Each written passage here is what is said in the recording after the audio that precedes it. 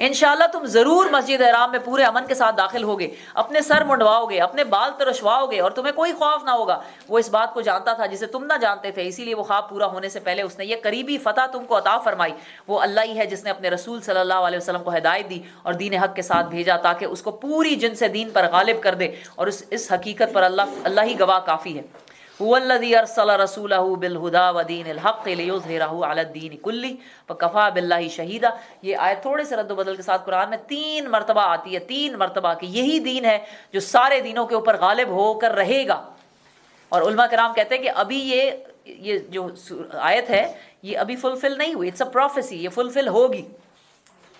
سبحان اللہ۔ محمد الرسول اللہ، محمد جو ہے وہ اللہ کے رسول ہے۔ والذین معہ اشداء علی الکفار رحماء بینہم، اور جو لوگ ان کے ساتھ ہیں۔ اب یہ کیا ہے؟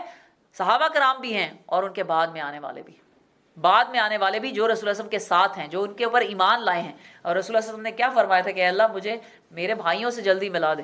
صحابہ کرام نے کہا یا رسول اللہ ہم آپ کے بھائی ہیں۔ رسول اللہ صلی اللہ علیہ وسلم نے کہا کہ نہیں، میرے بھائی وہ ہیں جو میرے بعد آئیں گے، جنہوں نے مجھے دیکھا بھی نہیں ہوگا لیکن وہ مجھ پر ایمان لائیں گے اور مجھ سے ایسی محبت کریں گے جیسے تم کرتے ہو۔ سبحان اللہ، یعنی ہمارے بارے میں رسول اللہ صلی اللہ علیہ وسلم نے ذکر کیا تھا۔ تو کیا ہے وہ؟ کیا ہوتے ہیں؟ اشداء علی الکفار، وہ کافروں کے اوپر فرم ہوتے ہیں اپنے دین کے معاملے میں، وہ ڈولتے نہیں ہیں کہ آدھا تمہارا آدھا ہمارا۔ کہ ایک دن جیسے قریش نے کہا تھا نا رسول اللہ صلی اللہ علیہ وسلم کہ تم ایک سال تم ہمارے خداؤں کی عبادت کرو تو ایک سال ہم تمہارے خدا کی عبادت کر لیں گے۔ یہ بیچ کا راستہ کہ جی تم بھی ٹھیک ہو غلط ہم بھی نہیں، تم بھی ٹھیک ہو ہاں غلط ہم بھی نہیں ہیں، یہ بیچ کا راستہ نہیں ہے ان کے لیے۔ اشداء، وہ فرم ہیں اپنے دین کے اوپر، اور کہتے ہیں لکم دینکم ولی دین، اپنے دین سے نہیں پھرتے ہیں وہ۔ اور کیا ہے؟ رحماء بینہم، لیکن وہ آپس میں مسلمانوں کے لیے ایک دوسرے کے ساتھ رحیم ہے۔ سبحان اللہ۔ جیسے علامہ اقبال نے کہا تھا نا، وہ ہلکا یارا تو بریشم کی طرح نرم، رزم حق و باطل ہو تو فولاد ہے مومن، جس سے جگر لالا میں ٹھنڈک ہو وہ شبنم، دریاؤں کے دل جس سے دہل جائے وہ طوفان۔ یہ مسلمانوں کے بارے میں، اور ایسا ہی ہونا چاہیے۔ اور کیا تم انہیں دیکھتے ہو؟ تراہم رکعا سجدا، تم انہیں دیکھتے ہو کہ وہ رکوع اور سجود اور اللہ کے فضل اس کی خوشنودگی کے طلب میں مشغول پاؤ گے۔ اللہ کے علاوہ انہیں کچھ اور مطلوب نہیں ہوتا۔ سجود کے اثرات ان کے چہروں پر موجود ہیں جس سے وہ الگ پہچانے جاتے ہیں۔ سجود کے اثرات کا مطلب وہ نہیں ہے وہ جو ایک نشان یہاں پہ بلیک سا پڑ جاتا ہے، وہ عورتوں کو بھی پڑ جاتا ہے، مردوں کو بھی پڑ جاتا ہے، ناٹ دیٹ۔ یہ جو ہے نا سیماہم فی وجوہہم، اثر سجود کے ان کے چہروں کے اوپر نشان ہوتے ہیں، اور وہ اثر ہوتا ہے، وہ ایک یعنی جو بہت زیادہ سجدے کرنے والا اور اللہ کے تابع فرمان ہوتا ہے، اللہ کے اوپر جھکا ہوتا ہے نا، اس کے چہرے کی عجیب ہی ایک رونق ہوتی ہے، ایک عجیب ہی اس کے اوپر اللہ سبحانہ تعالیٰ اس پہ نور جاری کرتے ہیں۔ یہ وہ ہے، یہ وہ نہیں ہے وہ جو گٹے پڑ جاتے ہیں، وہ تو میرا خیال ہے کہ اگر ہم بھی سخت چیز کو ہی سامنے رکھے تو سبحان اللہ۔ اور میں نے تو ایسے ایسے لوگوں کی وہ دیکھی نا کہ پھٹ جاتے ہیں، ان کے اندر سے خون نکل رہے ہوتے ہیں، پتہ نہیں how do they do it. میری اپنی جاننے والی ہے، ان کو ہلکا سا نشان پڑنا شروع ہوا تھا تو انہوں نے مجھ سے ڈسکس کیا، تو میں نے کہا کہ آپ you don't need to do that, آپ نرم جان ماس پہ سجدہ کرنا شروع کریں، بلکہ کوئی فوم والی ہو تو وہ کریں۔ یہ آپ اٹس ناٹ رائٹ کہ آپ کو اتنا بڑا کالا نشان پڑا ہو۔ میں نے کہا یہ ٹھیک نہیں لگتا۔ بہر البتہ برا نہیں ہے، ہم نہیں کہہ سکتے کہ جو کر رہے ہیں وہ کر، لیکن یہاں پہ وہ نہیں ہے غرض، تو کوئی حرج نہیں، اچھی نم جان ماس کے بعد جس کو مزہ آئے، لیکن آپ اسی میں ہی نہ گم ہو جائیں۔ لیکن ہم اس کو بڑی نیکی سمجھتے ہیں نا کہ ہم یعنی اپنے آپ کو کوئی اذیت دیں گے تو اللہ تعالیٰ کو بہت پسند آئے گا۔ اچھا ویسے دوسری سائڈ بھی ہے، یعنی آپ اچھے اس طرح آپ کو پڑھنے مزہ آتا ہے تو آپ اس طرح بھی پڑھیں، لیکن یہ بھی ضروری نہیں ہے کہ آپ جان ماس پہ نماز پڑھیں، آپ اس پہ بھی نماز پڑھ سکتے ہیں۔ رسول اللہ صلی اللہ علیہ وسلم نے کہا تھا پوری زمین میرے لیے مسجد بنا دی گئی، اور کچھ لوگ جان ماز کے بغیر نماز ہی نہیں پڑھتے ہی کوئی کانسیپٹ ہی نہیں ہے، جب تک یعنی ان کو لگتا ہے نماز ہوتی صرف جان ماز کے اوپر ہے۔ جان ماز کے بعد رسول اللہ صلی اللہ علیہ وسلم تو کیچڑ میں نماز پڑھ لیتے تھے، یہاں تک ایک حدیث ہے کہ صحابہ کرام نے فرمایا کہ میں نے رسول اللہ صلی اللہ علیہ وسلم کو نماز پڑھتے ہوئے دیکھا بارش میں، اور جب انہوں نے سجدے سے سر اٹھایا تو ان کے چہرے ماتھے سے کیچڑ ٹپک، یعنی گیلی مٹی جو تھی وہ ٹپک رہی تھی۔ کیچڑ not in a bad sense. مسجد ہے 2 جگہوں پہ بس نماز نہیں پڑھ سکتے، واش روم اور قبرستان، بس باقی ہر جگہ نماز پڑھ سکتے ہیں۔ اور یہ بھی بات ہے کہ وہ کچھ لوگ تو جو جان ماز ہوتی ہے نا وہ اس کو بھی بڑی کہ جان ماز کے اوپر کوئی پاؤں نہ رکھ دے اور اس کے اوپر سے کوئی گزر نہ جائے، اور یہ وہ you don't need to be that particular. آپ آسانی کا دین ہے، آسانی پیدا کریں اپنے لیے بھی اور لوگوں کے لیے بھی۔ اچھا تو کیا کہ تم دیکھو گے کہ وہ سجود کے اثرات ان کے چہروں پر موجود ہیں جن سے وہ الگ پہچانے جاتے ہیں۔ یہ ہے ان کی صفات تورات میں بھی اللہ سبحانہ تعالیٰ نے صحابہ کرام کا ذکر کیا ہوا ہے، اور یہی باتیں ان کی لکھی ہوئی ہیں. اور انجیل میں ان کی مثال یوں دی گئی ہے کہ گویا ایک کھیتی ہے جس نے پہلی کونپل نکالی, پھر اس کو تقویت دی, پہلی کونپل رسول اللہ صلی اللہ علیہ وسلم, پھر اس کو تقویت دی, پھر وہ گدرائی, پھر اپنے تنے پر کھڑی ہو گئی, اور کیا ہوا, پھیلتی گئی ہر طرف. کاشت کرنے والوں کو وہ خوش کرتی ہے تاکہ کفار ان کے پھلنے پھولنے پر جلیں. اس گروہ کے لوگ جو ایمان لائے ہیں اور جنہوں نے نیک عمل کیے ہیں, اللہ نے ان سے مغفرت اور بڑے اجر کا وعدہ فرمایا ہے. الحمدللہ. سورہ الحجرات, یہ بھی مدنی سورت ہے الحمدللہ. اور یہ جو ہے نا, یہ سورت یہ ہماری یعنی ہمارے اخلاق اور کردار کی تربیت کے لیے ہے یہ سورت, اور یہ لازماً اپنے گھروں میں پڑھائی جانی چاہیے. اور میں تو کہتی ہوں اسکولوں کالجوں میں یہ فرض قرار دینی چاہیے, سلیبس کا حصہ ہونی چاہیے یہ سورت, یوتھ کو پڑھانی چاہیے. بیکاز اس میں جو چیزیں نا بہت ساری یہ وہ چیزیں ہیں کہ جو زمانے سے ناپید ہوتی جا رہی ہیں. We don't even think about it, we don't even care about it. کیا تو کیا, نہیں کیا تو نہ کیا. حالانکہ یہی چیزیں انسان کے بگاڑ اور بناؤ کی, آپ کے معاشرے کی, آپ کے گھریلو زندگی کی, ہر چیز کی جو ہے وہ اسی صورت کے اندر جو ہے وہ ساری کی ساری اللہ تعالیٰ نے تعلیمات دی ہیں. اخلاقیات, بالکل اخلاقیات. بسم اللہ الرحمن الرحیم. سورۃ الحجرات. یا ایھا الذین آمنوا لا تقدموا بین یدی اللہ ورسولہ واتقوا اللہ ان اللہ سمیع علیم. اے لوگو جو ایمان لائے ہو, اللہ اور اس کے رسول کے آگے پیش قدمی نہ کرو. میٹافورک یوز ہوا ہے سبحان اللہ ہمارے لیے, وہ یہ ہے کہ جب بھی اللہ اور اس کے رسول کی بات آ جائے, قرآن اور حدیث کہیں آ جائے, اس کے بعد اپنی رائے, اپنا اوپینین, اپنی بات کہ نہیں میں تو ایسا سمجھتی ہوں, یا ہم نہیں ایسا بھی ہو سکتا ہے, یا یوں میرا خیال یہ ہے, اس سب کو پیچھے چھوڑ دو. اللہ اور اس کے رسول کی بات ہی آگے رہے گی. اور اگر یہ دنیا میں ہمیں پسند نہیں ہے اللہ اور رسول کی بات کو آگے رکھنا, تو قیامت میں اور آخرت میں تو ڈیفینیٹلی وہی چیزیں ہی آگے رہیں گی. اللہ اور اس کے رسول کا فیصلہ اور اسی کی باتیں ہی آگے رہیں گی. ہاں ہم یہ کہہ سکتے ہیں کہ ہمارے عمل میں کمزوری ہے, ہم ابھی جانتے نہیں ہیں. ایسے بھی لوگ ہیں, یقین کریں, اتنے وہ ماڈرن اور ماشاءاللہ ہمیں دیکھ کے لگے گا دین سے اتنے دور ہے, لیکن وہ دین کی بات اس طرح سر جھکا کے سنتے ہیں کہ, اور وہ کہتے ہیں کہ ہاں جی بس اللہ ہمیں معاف کر دے, واقعی ہمیں کچھ علم نہیں. اور کئی اتنے دیندار لوگ ہوتے ہیں وہ اپنے فرقے کی بات, اور آپ ان کے سامنے حدیث بھی لے کر آئیں, وہ آگے سے آرگیومنٹ شروع کر دیتے ہیں, نہیں نہیں نہیں ہمارے امام صاحب تو یہ کہتے ہیں, ہمارے تو وہ کہتے ہیں, حدیث کے آگے بولنے لگ جاتے ہیں. ایگزیکٹلی. تو جہاں حدیث آ جائے, اللہ کا کلام, اللہ کی بات آ جائے, حدیث آ جائے, زبانیں بند ہو جانی چاہیے. پھر آپ میں میری اوپینین اور میری مرضی اور میں یہ ایسا سوچتی ہوں, وہ نہیں ہونا چاہیے آگے. اور اللہ سے ڈرو, اللہ سب کچھ جاننے اور سننے والا ہے. اے لوگوں جو ایمان لائے ہو, اپنی آواز نبی کی آواز سے بلند نہ کرو, اور نہ نبی کے ساتھ اونچی آواز سے بات کرو جس طرح تم آپس میں ایک دوسرے سے کرتے ہو, کہیں ایسا نہ ہو کہ تمہارا کیا کرائے سب غارت ہو جائے. یا ایھا الذین آمنوا لا ترفعوا اصواتکم فوق صوت النبی ولا تجهروا له بالقول كجهر بعضکم لبعض ان تحبط اعمالکم وانتم لا تشعرون. یہ جب آیت نازل ہوئی تھی تو حضرت عمر رضی اللہ عنہ اس طرح بولنے لگ گئے تھے کہ ایکچولی رسول اللہ صلی اللہ علیہ وسلم کو کہنا پڑتا تھا کہ عمر تھوڑا سا تو اونچی بولا, مجھے تمہاری آواز ہی نہیں آتی. یعنی اس آیت سے وہ اتنا ان کے, یعنی وہ ہر چیز کو اتنا دل پہ لیتے تھے, ہر چیز کو اتنا. تو ایک صحابی تھے سبحان اللہ, ان کی آواز اونچی ذرا ہوا کرتی تھی, انہوں نے گھر سے ہی نکلنا چھوڑ دیا تھا کہ میں بولوں گا تو میری آواز تو ہے ہی اونچی, تو میری آواز یہ آ جائے گی. تو پھر رسول اللہ صلی اللہ علیہ وسلم نے جا کے ان کو بتایا تھا کہ نہیں یہ مطلب نہیں ہے, بلکہ یہ مطلب ہے کہ یعنی آرگیومنٹس میں اپنی جو ہے آوازیں اونچی کرنا, اس کو نہیں کرنا چاہیے. اور ویسے بھی رسول اللہ صلی اللہ علیہ وسلم کے سامنے ظاہر آوازیں اونچی نہیں چاہیے. علماء کرام کہتے ہیں کہ ہمارے لیے اس آیت میں یہ ضروری ہے کہ ہم جب مسجد نبوی جائیں, کیونکہ آپ کو معلوم ہے کہ انبیاء اپنے قبروں میں زندہ ہیں حدیث کے مطابق, تو ہم جب مسجد نبوی جائیں تو ہمیں بھی وہاں پہ شور و غوغا اور اس کا نہیں کرنا چاہیے, احترام کرنا چاہیے. یہاں تک کہ ہمیں اونچی بولنا بھی نہیں چاہیے, اونچی بولنا بھی نہیں چاہیے. کوئی ہمیں مطلب جو کچھ وہاں پہ ہو رہا ہوتا ہے روضے کے اوپر وہ نہیں کرنا چاہیے, جو کچھ بھی ہو رہا ہوتا ہے وہاں. مکے کی بات فرق ہے, مکے کی بات فرق ہے, لیکن مدینے کا ایک احترام ہونا چاہیے, اسپیشلی مسجد نبوی کے اندر مدینے کا ایک احترام ہونا چاہیے, رسول اللہ صلی اللہ علیہ وسلم کے روضے کا احترام ہونا چاہیے. اور آپ کو معلوم ہے کہ وہ ریاض الجنہ میں پڑھنے کے لیے نفل جو کچھ وہاں پہ ہو رہا ہوتا ہے, it should not be happening. اور مجھے سمجھ میں نہیں آتی کہ اس کو آرگنائز کیوں نہیں کرتے.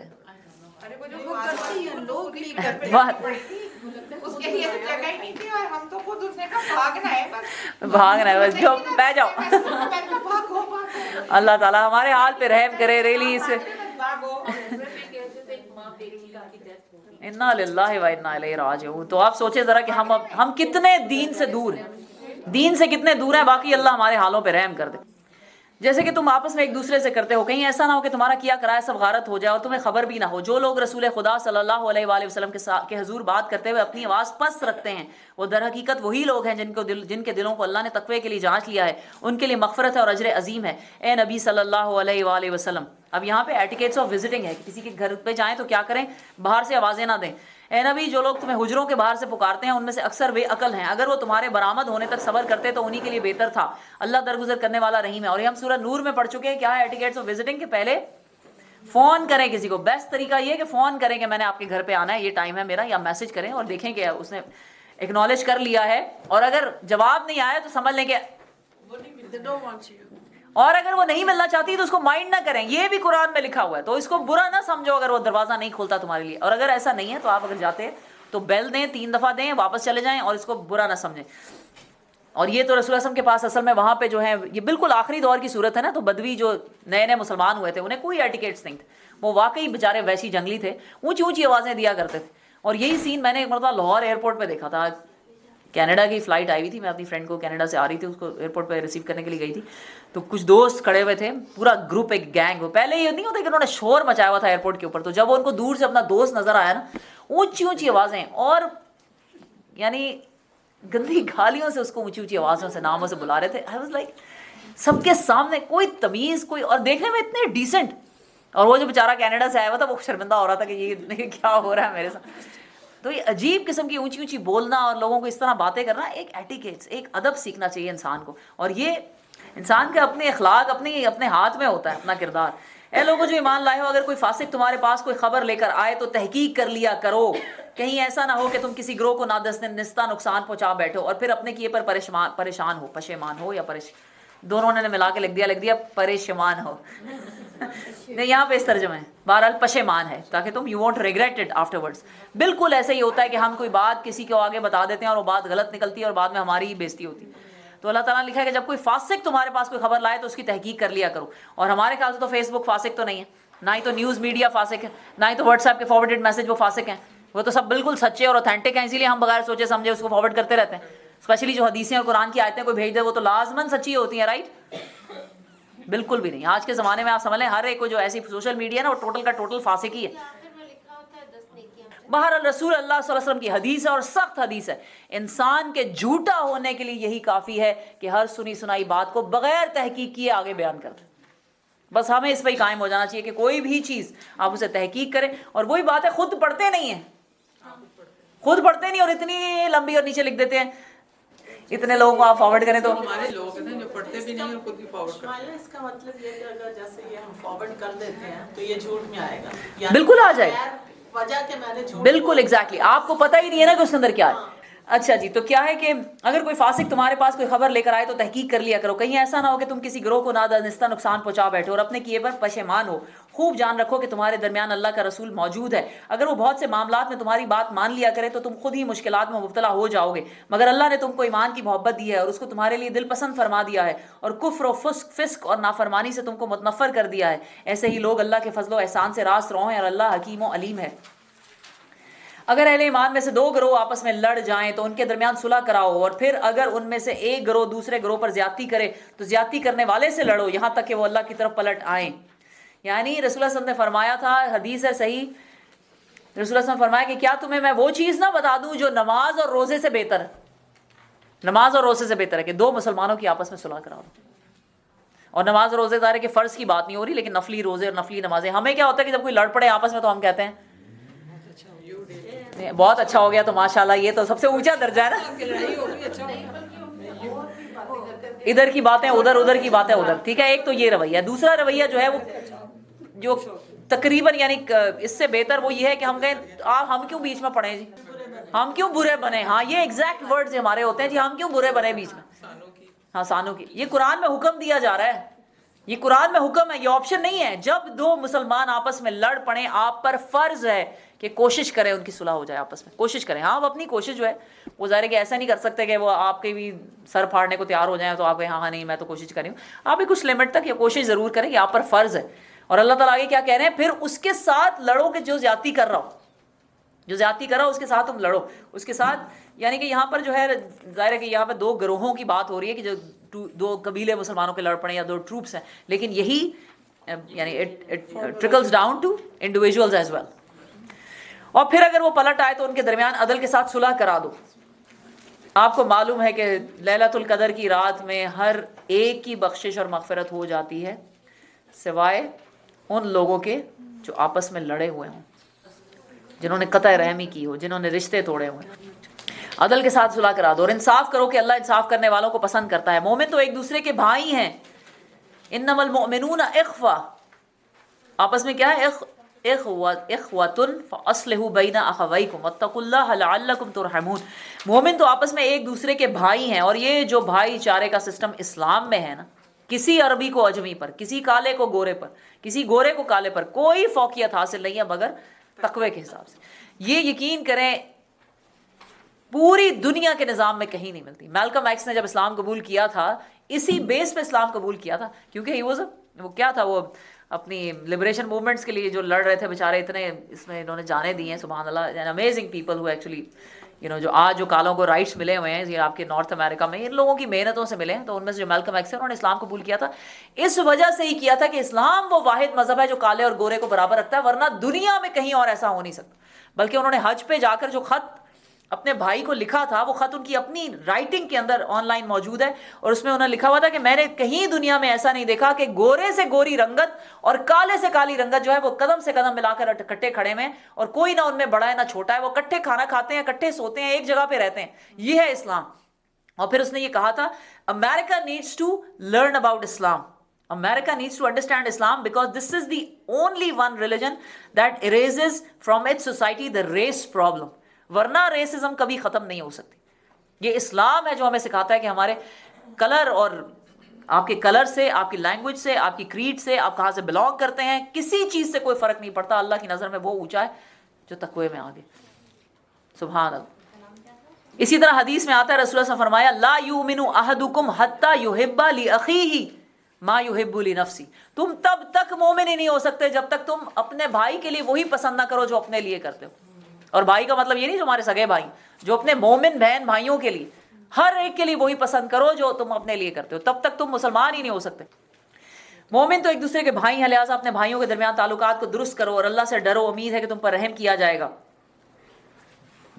اے لوگوں جو ایمان لائے ہو، اب جو ہے نا کسی کی ایبسنس میں آپ کا کیا کردار ہونا چاہیے، کیا کردار ہونا چاہیے. پہلے تو ہم سورۃ نور میں بھی پڑھا ہے کہ جب کسی نے کسی کے بارے میں کوئی بری بات سنی تو اسے آگے سے کیا کہنا چاہیے کہ ہم تو اس کے بارے میں نیک گمان کرتے ہیں، یا خاموش رہیں، کہیں بھائی مجھے تو نہیں پتا اس بارے میں. اب جو آگے اللہ تعالیٰ بتا رہے ہیں کیا ہے، اے لوگوں جو ایمان لائے ہو، نہ مرد دوسرے مردوں کا مذاق اڑائیں، ہو سکتا ہے کہ وہ ان سے بہتر ہوں، اور نہ عورتیں دوسری عورتوں کا مذاق اڑائیں، ہو سکتا ہے کہ وہ ان سے بہتر ہوں. ایک مرتبہ حضرت عائشہ رضی اللہ عنہا نے اپنی جو کوئی وائف تھی حضرت صفیہ، ان کے بارے میں کوئی چھوٹی سی بات کہی، صرف ان کے قد کے اوپر ذرا سی بات کہتی تھی. تو رسول اللہ صلی اللہ علیہ وسلم نے کہا عائشہ تم نے ایسی بات کی ہے کہ اگر یہ بات سمندر میں ڈال دی جائے تو سمندر کڑوے ہو جائیں. اور آپ سوچیں ہم کیا کیا کہتے ہیں کسی دوسرے کو. ہو سکتا ہے کہ وہ ان سے بہتر ہوں. آپس میں ایک دوسرے پر تانے نہ کرو اور نہ ایک دوسرے کو برے القاب سے یاد کرو، یعنی دوسروں کے نام نہ رکھو. اور ہم نے جیسے کسی کو پیچھے سے، سامنے تو ہمت نہیں کبھی ہوتی، کبھی سامنے بھی ہو جاتی ہے، اور بچہ، وہ جو بچہ بھی اور بڑا بھی، جو بھی عورتیں بھی ہیں، وہ بیچارے اتنے یوز ٹو ہو جاتے ہیں کہ they don't even mind it. رسول اللہ صلی اللہ علیہ وسلم کا اسوہ دیکھیں، ہر ایک کا بہترین نام رکھتے تھے. جس کو دیکھتے تھے اس کو اتنا خوبصورت نام دیکھتے تھے کہ وہ اتنا خوش ہو جاتا. کسی کا نام ابو تراب رکھ دیا، کسی کا ابو ہریرہ رکھ دیا، کسی کو کچھ، جو جس کو پسند تھا نا، جو جس طرح کا تھا اس کو اسی طرح کا لقب دے دیا اس کی تعریف میں، بجائے یہ کہ کسی کو برائی، اس کو ڈیگریڈ کرنا، اس کو چھوٹے سے چھوٹا کرنا. صدیق کسی کو دے دیا لقب، کسی کو فاروق دے دیا، کسی کو غنی دے دیا، کسی کو حیدر دے دیا، کسی کو کوئی، یعنی بہترین سے بہترین القابات سے جو دیے تھے رسول اللہ صلی اللہ علیہ وسلم. تو نہ ایک دوسرے کو برے القابات سے پکارو. ایمان لانے کے بعد فسق میں نام پیدا کرنا بہت ہی بری بات ہے، یعنی کہ یہ فسق ہے، فسق ایسے کسی کو ناموں سے پکارنا. جو لوگ اس روش سے باز نہ آئیں وہ ظالم ہیں. اے لوگوں جو ایمان لائے ہو، بہت گمان کرنے سے پرہیز کرو، یعنی نہ کسی کا گمان، یعنی برے گمان نہ کرو. برے گمان نہ کرو یعنی فوراً سے سوچنا شروع کر دو کہ اگر ایسا ہوا ہے نا تو اس کے پیچھے کوئی نہ کوئی بری بات ہی ہوگی. اور ہمارے تو برین جو ہے نا، ہمارے مائنڈ اسی طرح ٹرین ہوئے ہیں، کچھ بھی ہو جائے ہم نے پہلے برا ہی سوچنا ہوتا، پہلے برا ہی سوچنا ہوتا. نہیں یہی ریزن تھی، شیطان کی وجہ سے بھی، ہمارے نفس کی وجہ سے بھی، اور ہماری اپ برنگنگ کی وجہ سے بھی. ہم جیسے ماحول میں رہتے ہیں، جس طرح کی ہم چیزیں پڑھتے ہیں، جو کچھ ہم کرتے ہیں اس دنیا میں، ہمارے دوست احباب ایسے ہیں، ہم پہلی بات تو بری ہی سوچتے، پہلی بات تو بری ہی سوچتے ہیں. کسی نے اگر کافی دن آپ کو فون نہیں کیا تو بس آپ کو لگے گا کہ ہاں ٹھیک ہے، اس نے فون نہیں کیا تو میں بھی نہیں کروں گی. یہ نہیں ہوا کہ آپ فون کر کے پوچھ لیں کہ بھائی تم ٹھیک تو ہو، میں نے پتہ نہیں تم خیریت سے ہو، کیوں نہیں تم نے فون کیا، کوئی مسئلہ تمہیں ہو گیا، یہ کبھی نہیں سوچتے. حالانکہ ایسا ہوتا بھی نہیں زیادہ تر، لیکن گمان تو یہی ہے نا ہمارا کہ وہ ہے ہی بری، اس نے مجھے فون نہیں کیا. کبھی نہیں گمان نہیں کرتے.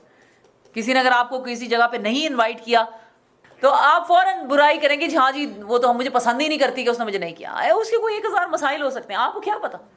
کسی کے گھر گئے, کسی نے دروازہ نہیں کھولا, آپ کو کیا پتا وہ کس حالت میں تھی. ایکچولی ایسا ہو سکتا ہے اس کی. That's why they don't want to open the door. They are not obliged to. رسول اللہ نے کہا تو مائنڈ بھی نہ کرو. کتنی خوبصورت تعلیمات ہیں ہمارے دین کی, ریلی یقین کر. لیکن ہم فوراً سوچیں نہیں یہ مجھے پسند ہی نہیں کرتی, اس نے دیکھا بھی ہے وہ کس سے, پھر بھی اس نے مجھے دروازہ نہیں کھولا. برے گمان ہر وقت کرنا. حالانکہ ہمیں حدیث سے پتہ چلتا ہے کہ رسول اللہ نے فرمایا کہ اپنے بھائی کے بارے میں پہلے 70 گمان نیک کرو.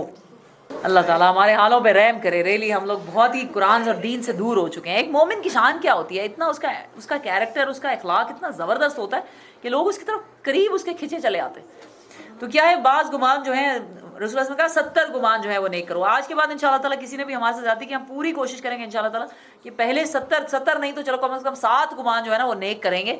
سبحان اللہ. اچھا ہی سوچیں دوسرے کے بارے میں, اچھا سوچیں گے تو اچھا ہی ہوگا, برا سوچیں گے تو برا ہی ہوگا. اللہ تعالیٰ واقعی ہمیں اس کی توفیق دے, ہم بہت اس کے پاس بھی نہیں. اچھا, اور کیا, تجسس نہ کرو, کسی چیز کی ٹو میں نہ لگو. دماغ میں ہے کہ کیسے فضول نام رکھے ہوئے تھے. تجسس نہ کرو. اچھا, تجسس جو ہے نا وہ ایک پازیٹیو تجسس بھی ہے, دیٹ از آلسو الاؤڈ. جیسے غیبت بھی انشاءاللہ پڑھیں گے تو غیبت کن چیزوں میں الاؤڈ ہوتی ہے. تجسس اس چیز میں الاؤڈ ہے, مثلا یہ کہ اگر آپ کے گھر کے باہر جو ہے پولیس کی گاڑی کافی دیر سے کھڑی ہے, آپ بالکل تجسس نہ کریں, کھڑی رہیں. نہیں, آپ تجسس کریں, کوئی ڈر یا فیئر ہو یا سیفٹی کے لیے, سیکورٹی کے لیے. لیکن صرف اس بات پہ تجسس کرنا کہ you want to know what is happening, just to be curious, یہ نہیں جائز ہے. It's not allowed. جو باتیں آپ تک پہنچنی ضروری ہوں گی اللہ پہنچا دے گا, جو ضروری نہیں ہے وہ آپ تک نہیں پہنچیں تو ہی بہتر ہے. بہت ساری باتیں ایسی ہوتی ہیں کہ ہم تک پہنچ جائیں نا تو ہمیں بڑی تکلیف ہے. ایک گھر کی قصہ میں آپ کو سناتی ہوں. ماشاءاللہ بڑا اچھا گھر تھا, میاں بیوی اور ساس جو تھے آپس میں بڑے محبت سے رہ رہے تھے, الحمدللہ. اور بیٹے کا اس میں بہت بڑا کمال ہوتا ہے کہ وہ کیسے ساس اور بہو کا آپس میں یعنی دونوں کو بیلنس کر کے رکھے چل رہے. اب ایک مرتبہ کیا ہوا کہ ساس اور بیٹا جو تھے وہ اکثر they used to spend time alone, تو بہو نے کیا کیا, پیچھے سے کھڑکی سے بیٹھ کے نا باتیں سننی شروع کری. اب وہ کھڑکی سے جب اسے سنی تو اس کو پتا چلا کہ جو ساس ہے نا وہ بہو کی شکایتیں لگا رہی تھی شوہر کو. وہ ساس جو اتنی اس کے ساتھ محبت سے تھی رہتی تھی, اور وہ اس کو یہ بھی پتا چلا تھا کہ شوہر جو ہر بات کا جواب دے رہا تھا اور اس کی طرف سے ایکسپلینیشن دے رہا تھا, لیکن اس کا دل اتنا خراب ہوا کہ گھر کے حالات خراب ہونا شروع ہو. But why do you have to do it? جب میاں بیوی آپس میں باتیں کریں تو ساس کو آگے سننی چاہیے. اسی طرح جب باپ بیٹے آپس میں باتیں کریں تو ماں بیٹا بات کریں تو آپ کو بھی سننی نہیں چاہیے. مطلب ماں جو تھی اپنی ساری, جیسے بیوی ساری بڑھاس شوہر سے نکالتی تھی تو ماں بھی بیٹے سے نکال دیتی تھی. وہ دونوں کو اپنی اپنی جگہ پہ راضی کر کے چل رہا تھا. اور ایسے بہت دفعہ ہوتا ہے, کئی دفعہ ہم کسی کی کانورسیشن سننے کی کوشش کرتے ہیں, کان لگا کے سن رہے ہوتے ہیں, اور نہیں تو فون کر کے دوسرے سے پوچھتے ہیں وہاں کیا ہوا تھا, ذرا بتاؤ تو صحیح نا, اس کی بات. You should not be doing this. جو آپ سے کنسرنڈ باتیں آپ بس انہیں تک کنسرن رہے اور وہ اللہ آپ تک پہنچا دے گا. Don't need to go into the detail of everything. اللہ تعالیٰ ہمیں معاف کرے, اپنے کام سے کام رکھیں. رسول اللہ صلی اللہ علیہ وسلم نے فرمایا, یہ حدیث ہے, رسول اللہ صلی اللہ علیہ وسلم نے فرمایا کہ جب کوئی کسی کا عیب دیکھے اور اس کے اوپر پردہ ڈال دے, یعنی کسی کو نہ بتائے اور ذکر بھی نہ کرے, جب کوئی کسی کا عیب ڈالے, دیکھے, اس پر پردہ ڈال دے, تو بالکل اسی طرح جیسے کسی نے زندہ گاڑی ہوئی لڑکی کو زندگی بخش دی. اور اللہ سبحانہ تعالیٰ فرماتے ہیں کہ جب کسی نے کسی کا عیب کسی کے سامنے فاش کیا تو میں اس کا عیب ساری دنیا کے سامنے فاش کر دوں. تو اگر آپ لگتا ہے کہ آپ میں کوئی عیب ہے ہی نہیں کہ جو دنیا کو نظر آئے گا, تو ٹھیک ہے آپ دوسروں کی باتیں کریں. اور کسی کے بچوں کے بارے میں, استغفر اللہ, کتنے کو ہم گر چکے ہیں کہ ہم یہ حرکتیں کر رہے ہیں. اور تم میں سے کوئی کسی کی غیبت نہ کرے. کیا تمہارے اندر کوئی ایسا بھی ہے جو اپنے مرے ہوئے بھائی کا گوشت کھانا پسند کرے گا؟ دیکھو تم خود اس سے گھن کھاتے ہو. اللہ سے ڈرو, اللہ بڑا توبہ قبول کرنے والا اور رحیم ہے. کیا انالوجی دی ہے اللہ تعالیٰ نے, یقین کریں کہ ایسی اگزامپل ہے کہ انسان کا دل کانپ جاتا ہے. لیکن ہم پھر بھی غیبت سے باز نہیں آتے. اور غیبت کیا ہے؟ غیبت کیا ہے؟ کسی کی کوئی بھی ایسی بات اس کے غیر موجودگی میں کرنا کہ اگر اس کے سامنے کی جاتی تو اس کو ناگوار گزرتی, وہ چاہے اتنی بھی ہو کہ نہیں, تو کوئی بھی ایسی بات اس کے اندر جو ایک جنرل بات بھی ہو نا. یا جیسے رسول اللہ صلی اللہ علیہ وسلم کے سامنے کسی نے کہا کہ یا رسول اللہ وہ آدمی جو ہے نا وہ تو اس کو کھانا کھلانا اور پلانا ہی بڑا مشکل کام ہے, نہ وہ خود سے کھاتا ہے نہ پیتا ہے, اتنی سی بات.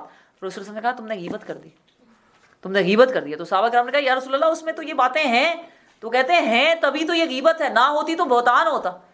اسی طرح یہ حدیثیں یہ ساری جو آپ کی تفہیم میں لکھی ہوئی ہیں, سبحان اللہ, کہ رسول اللہ صلی اللہ علیہ وسلم سے پوچھا گیا کہ غیبت کی تعریف کیا ہے. آپ نے فرمایا غیبت یہ ہے کہ تو اپنے بھائی کا ذکر اس طرح کرے جو اسے ناگوار ہو. عرض کیا گیا اگر میرے بھائی میں وہ بات پائی جاتی ہو جو میں کہہ رہا ہوں تو اس صورت میں آپ صلی اللہ علیہ وسلم کا کیا خیال ہے؟ فرمایا اگر اس میں بات پائی جاتی ہو تو یہی تو غیبت ہے, اگر اس میں نہ موجود ہو تو یہ تو بہتان ہے, یہ بہتان تو غیبت سے بھی بہت ہی اونچا ہے. اور آپ یہ دیکھیں جو انالوجی اللہ تعالیٰ نے دی ہے نا اس میں, ایک تو نمبر 1 اللہ سبحانہ تعالیٰ نے کہا ہے کہ کیا ہے, گوشت کھانا.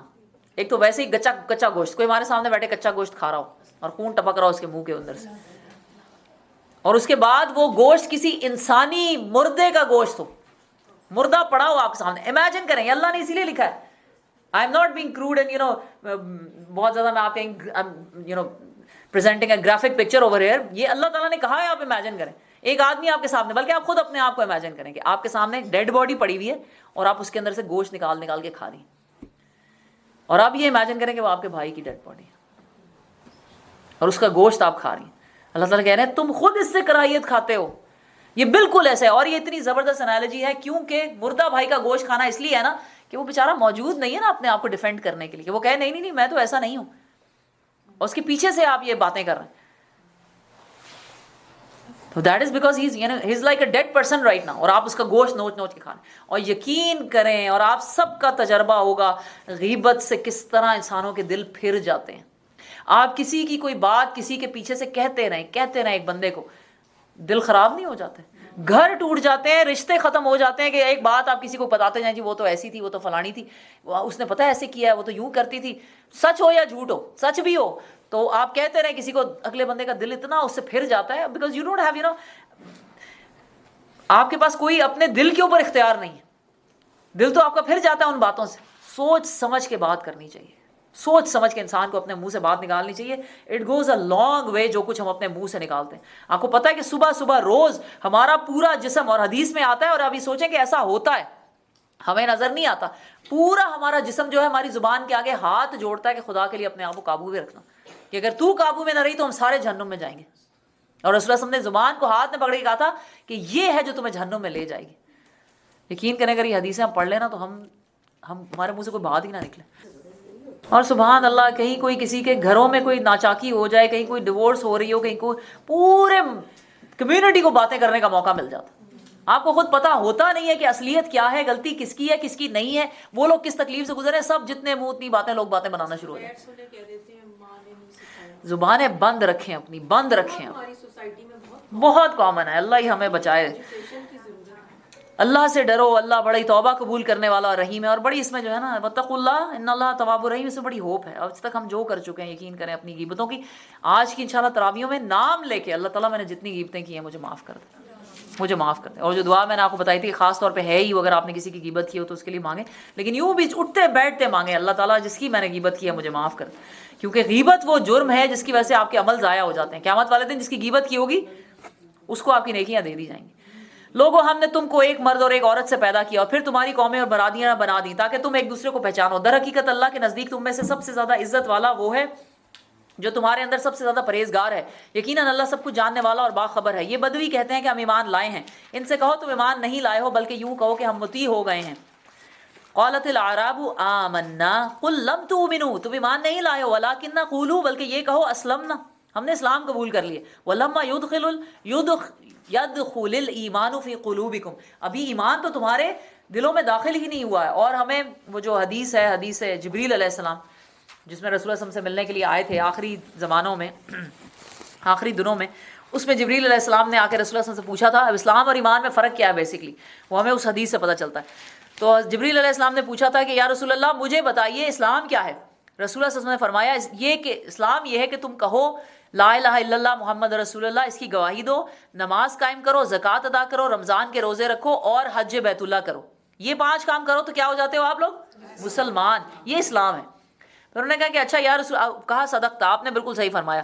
پھر انہوں نے پوچھا اچھا مجھے یہ بتائیے کہ ایمان کیا ہے. تو رسول اللہ صلی اللہ علیہ وسلم نے فرمایا ایمان یہ ہے کہ تم اللہ پر, اس کے فرشتوں پر, اس کی کتابوں پر, اس کے رسولوں اور آخرت کے دن پر اور اچھی اور بری پر, تقدیر پر ایمان لے کر آؤ.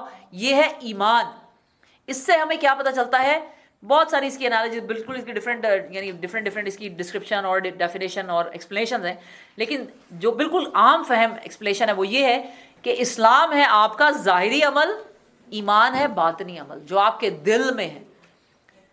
سمجھ آئیے, آپ اگر نماز پڑھتے ہیں اور گواہی یعنی آپ نے اپنا نام مسلمانوں میں لکھایا ہوا ہے اور حج کرتے ہیں اور آپ روزہ رکھتے ہیں تو آپ مسلمان ہیں.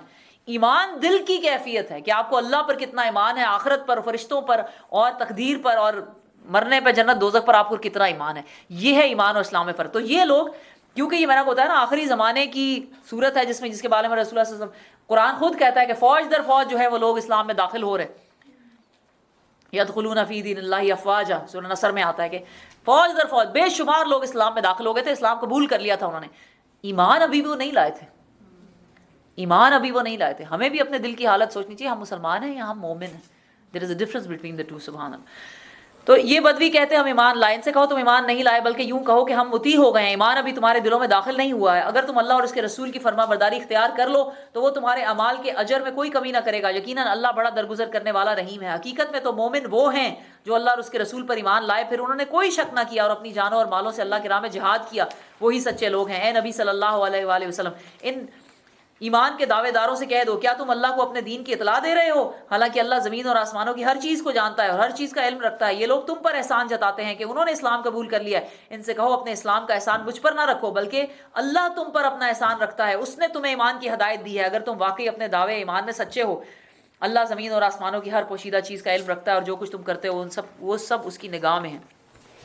ہمیں اس بات کا نہایت شکر اور گزار ہونا چاہیے کہ اللہ تعالیٰ نے ہمیں ایمان دیا اور ہم مسلمان ہیں, ورنہ سوچیں ہم کہاں دھکے کھا رہے ہوتے. اور اس دن ہم نے, آپ لوگوں نے خود بتایا کہ اگر آپ مسلمانوں کے گھر پیدا نہ ہوتے تو آپ پتہ نہیں کہاں ہوتے, اور ہائیلی ان لائکلی کہ آپ اسلام کی طرف آئے ہوتے.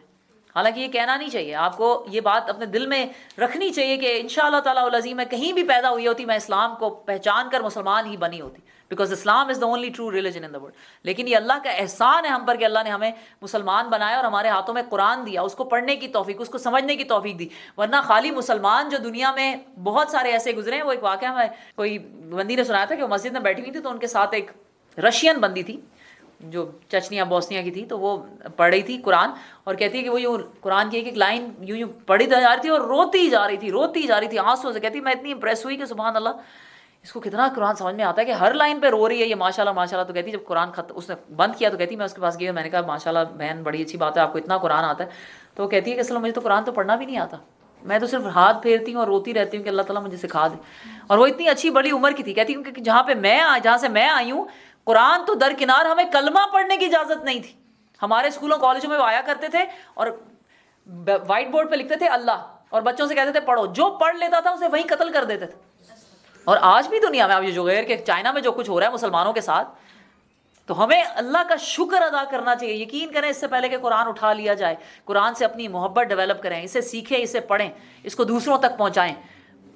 شکر کریں کہ مسلمان ہیں اور اللہ نے قرآن دیا, قرآن پڑھنے کی صلاحیت دی ہے اور یہ امن دیا جہاں بیٹھ کر ہم قرآن کو سیکھ سکتے ہیں. بسم اللہ الرحمن الرحیم, سورۃ قاف, قاف والقرآن المجید. اب واپس ہم مکی صورتوں پر آ گئے الحمدللہ. قاف قسم ہے قرآن مجید کی, بلکہ ان لوگوں کو تعجب اس بات پر ہوا کہ ایک خبردار کرنے والا خود انہی میں سے ان کے پاس آ گیا. پھر منکرین کہنے لگے یہ تو عجیب بات ہے, کیا جب ہم مر جائیں گے اور خاک ہو جائیں گے تو دوبارہ اٹھائے جائیں گے؟ یہ واپسی تو عقل سے بعید ہے. حالانکہ زمین ان کے جسم میں سے جو کچھ کھاتی ہے وہ سب ہمارے علم ہے اور ہمارے پاس ایک کتاب میں ہے جس میں سب کچھ محفوظ ہے. بلکہ ان لوگوں نے جس وقت حق ان کے پاس آیا تھا اسی وقت اسے صاف جھٹلا دیا تھا, اسی وجہ سے اب یہ الجھن میں پڑے ہوئے ہیں. اچھا تو کیا انہوں نے کبھی اپنے اوپر آسمان کی طرف نہیں دیکھا, کس طرح ہم نے اسے بنایا اور آراستہ کیا, اس میں کہیں کوئی رکھنا نہ پایا, وہ ڈھونڈ سکتے ہیں. سبحان اللہ. اگین اللہ تعالیٰ نے قرآن میں اتنی دفعہ آسمان کو دیکھنے کو کہا ہے نا, مائنڈ بلوئنگ, اٹس امیزنگ کہ آسمان کو اللہ تعالیٰ کہہ رہے ہیں بار بار دیکھو. کیونکہ جتنی دفعہ آپ آسمان کو دیکھتے ہیں نا, اور جس رنگ میں بھی دیکھتے ہیں, انسان کا ایمان اور ہی تازہ ہوتا ہے. اور بادل اس پہ, اور جب بارش برستی ہے, اور جب اس میں ستارے نکلے ہوتے ہیں, اور جب کبھی, اب تو سبحان اللہ ہم جن جگہوں پہ رہتے ہیں نا ستارے اتنے کلیئر نظر نہیں آتے. کبھی آپ ذرا آؤٹ آف دا سٹی چلے جائیں تو ستارے جب آسمان پہ نظر آتے ہیں اتنا خوبصورت منظر ہوتا ہے کہ باقی انسان کی عقل دنگ رہ جاتی. اور صرف یہ آسمان دیکھنے کے لیے نہیں, اللہ سبحانہ تعالیٰ, آپ کو معلوم ہے سائنس جو ناسا نے اب ڈسکوریز کی ہیں اس میں پتہ چلتا ہے کہ اس یونیورس کی, جو پوری یونیورس ہے جس میں آپ کی دنیا یہ ٹائنی منی بھی نہیں ہے, نظر بھی نہ آئے, ایک کیڑی کی بھی کوئی ویلیو ہو جو آپ کی اس پوری ارتھ کی ویلیو ہے, اس میں آپ کا مسز آگا تو کہیں اس کا تو وجود ہی کوئی نہیں ہے آپ, اور اس میں ہم ایک, میں اکیلی اور میرا گھر. سبحان اللہ. تو بالکل صحیح ہے وہ نا, کیا پدی کا شوربہ, اور ہماری اکڑ دیکھو اور ہمارے تماشے دیکھو. 90% آف دا یونیورس جو ہے نا, 90% of the universe that is unobservable. اسے کوئی آبزرو ہی نہیں کر سکتا کیونکہ وہ ساری اندھیرے میں ہے. That is all dark, in darkness. صرف 10% جو ابھی تک ڈسکور یعنی آبزرویبل ہوئی ہے نا, اس کے اندر وہ کہتے ہیں 2 ٹریلین گیلیکسیز ہیں. 2 ट्रिलियन, जिसमें से आपकी ये गैलेक्सी, उसका क्या नाम है, मिल्की वे, 2 ट्रिलियन गैलेक्सीज हैं। आप सोचें जरा कि कितनी बड़ी कायनात है जो सिर्फ आप आसमान, और ये सिर्फ कितनी 10% ऑब्जर्वेबल, और वो 90% कितनी होगी।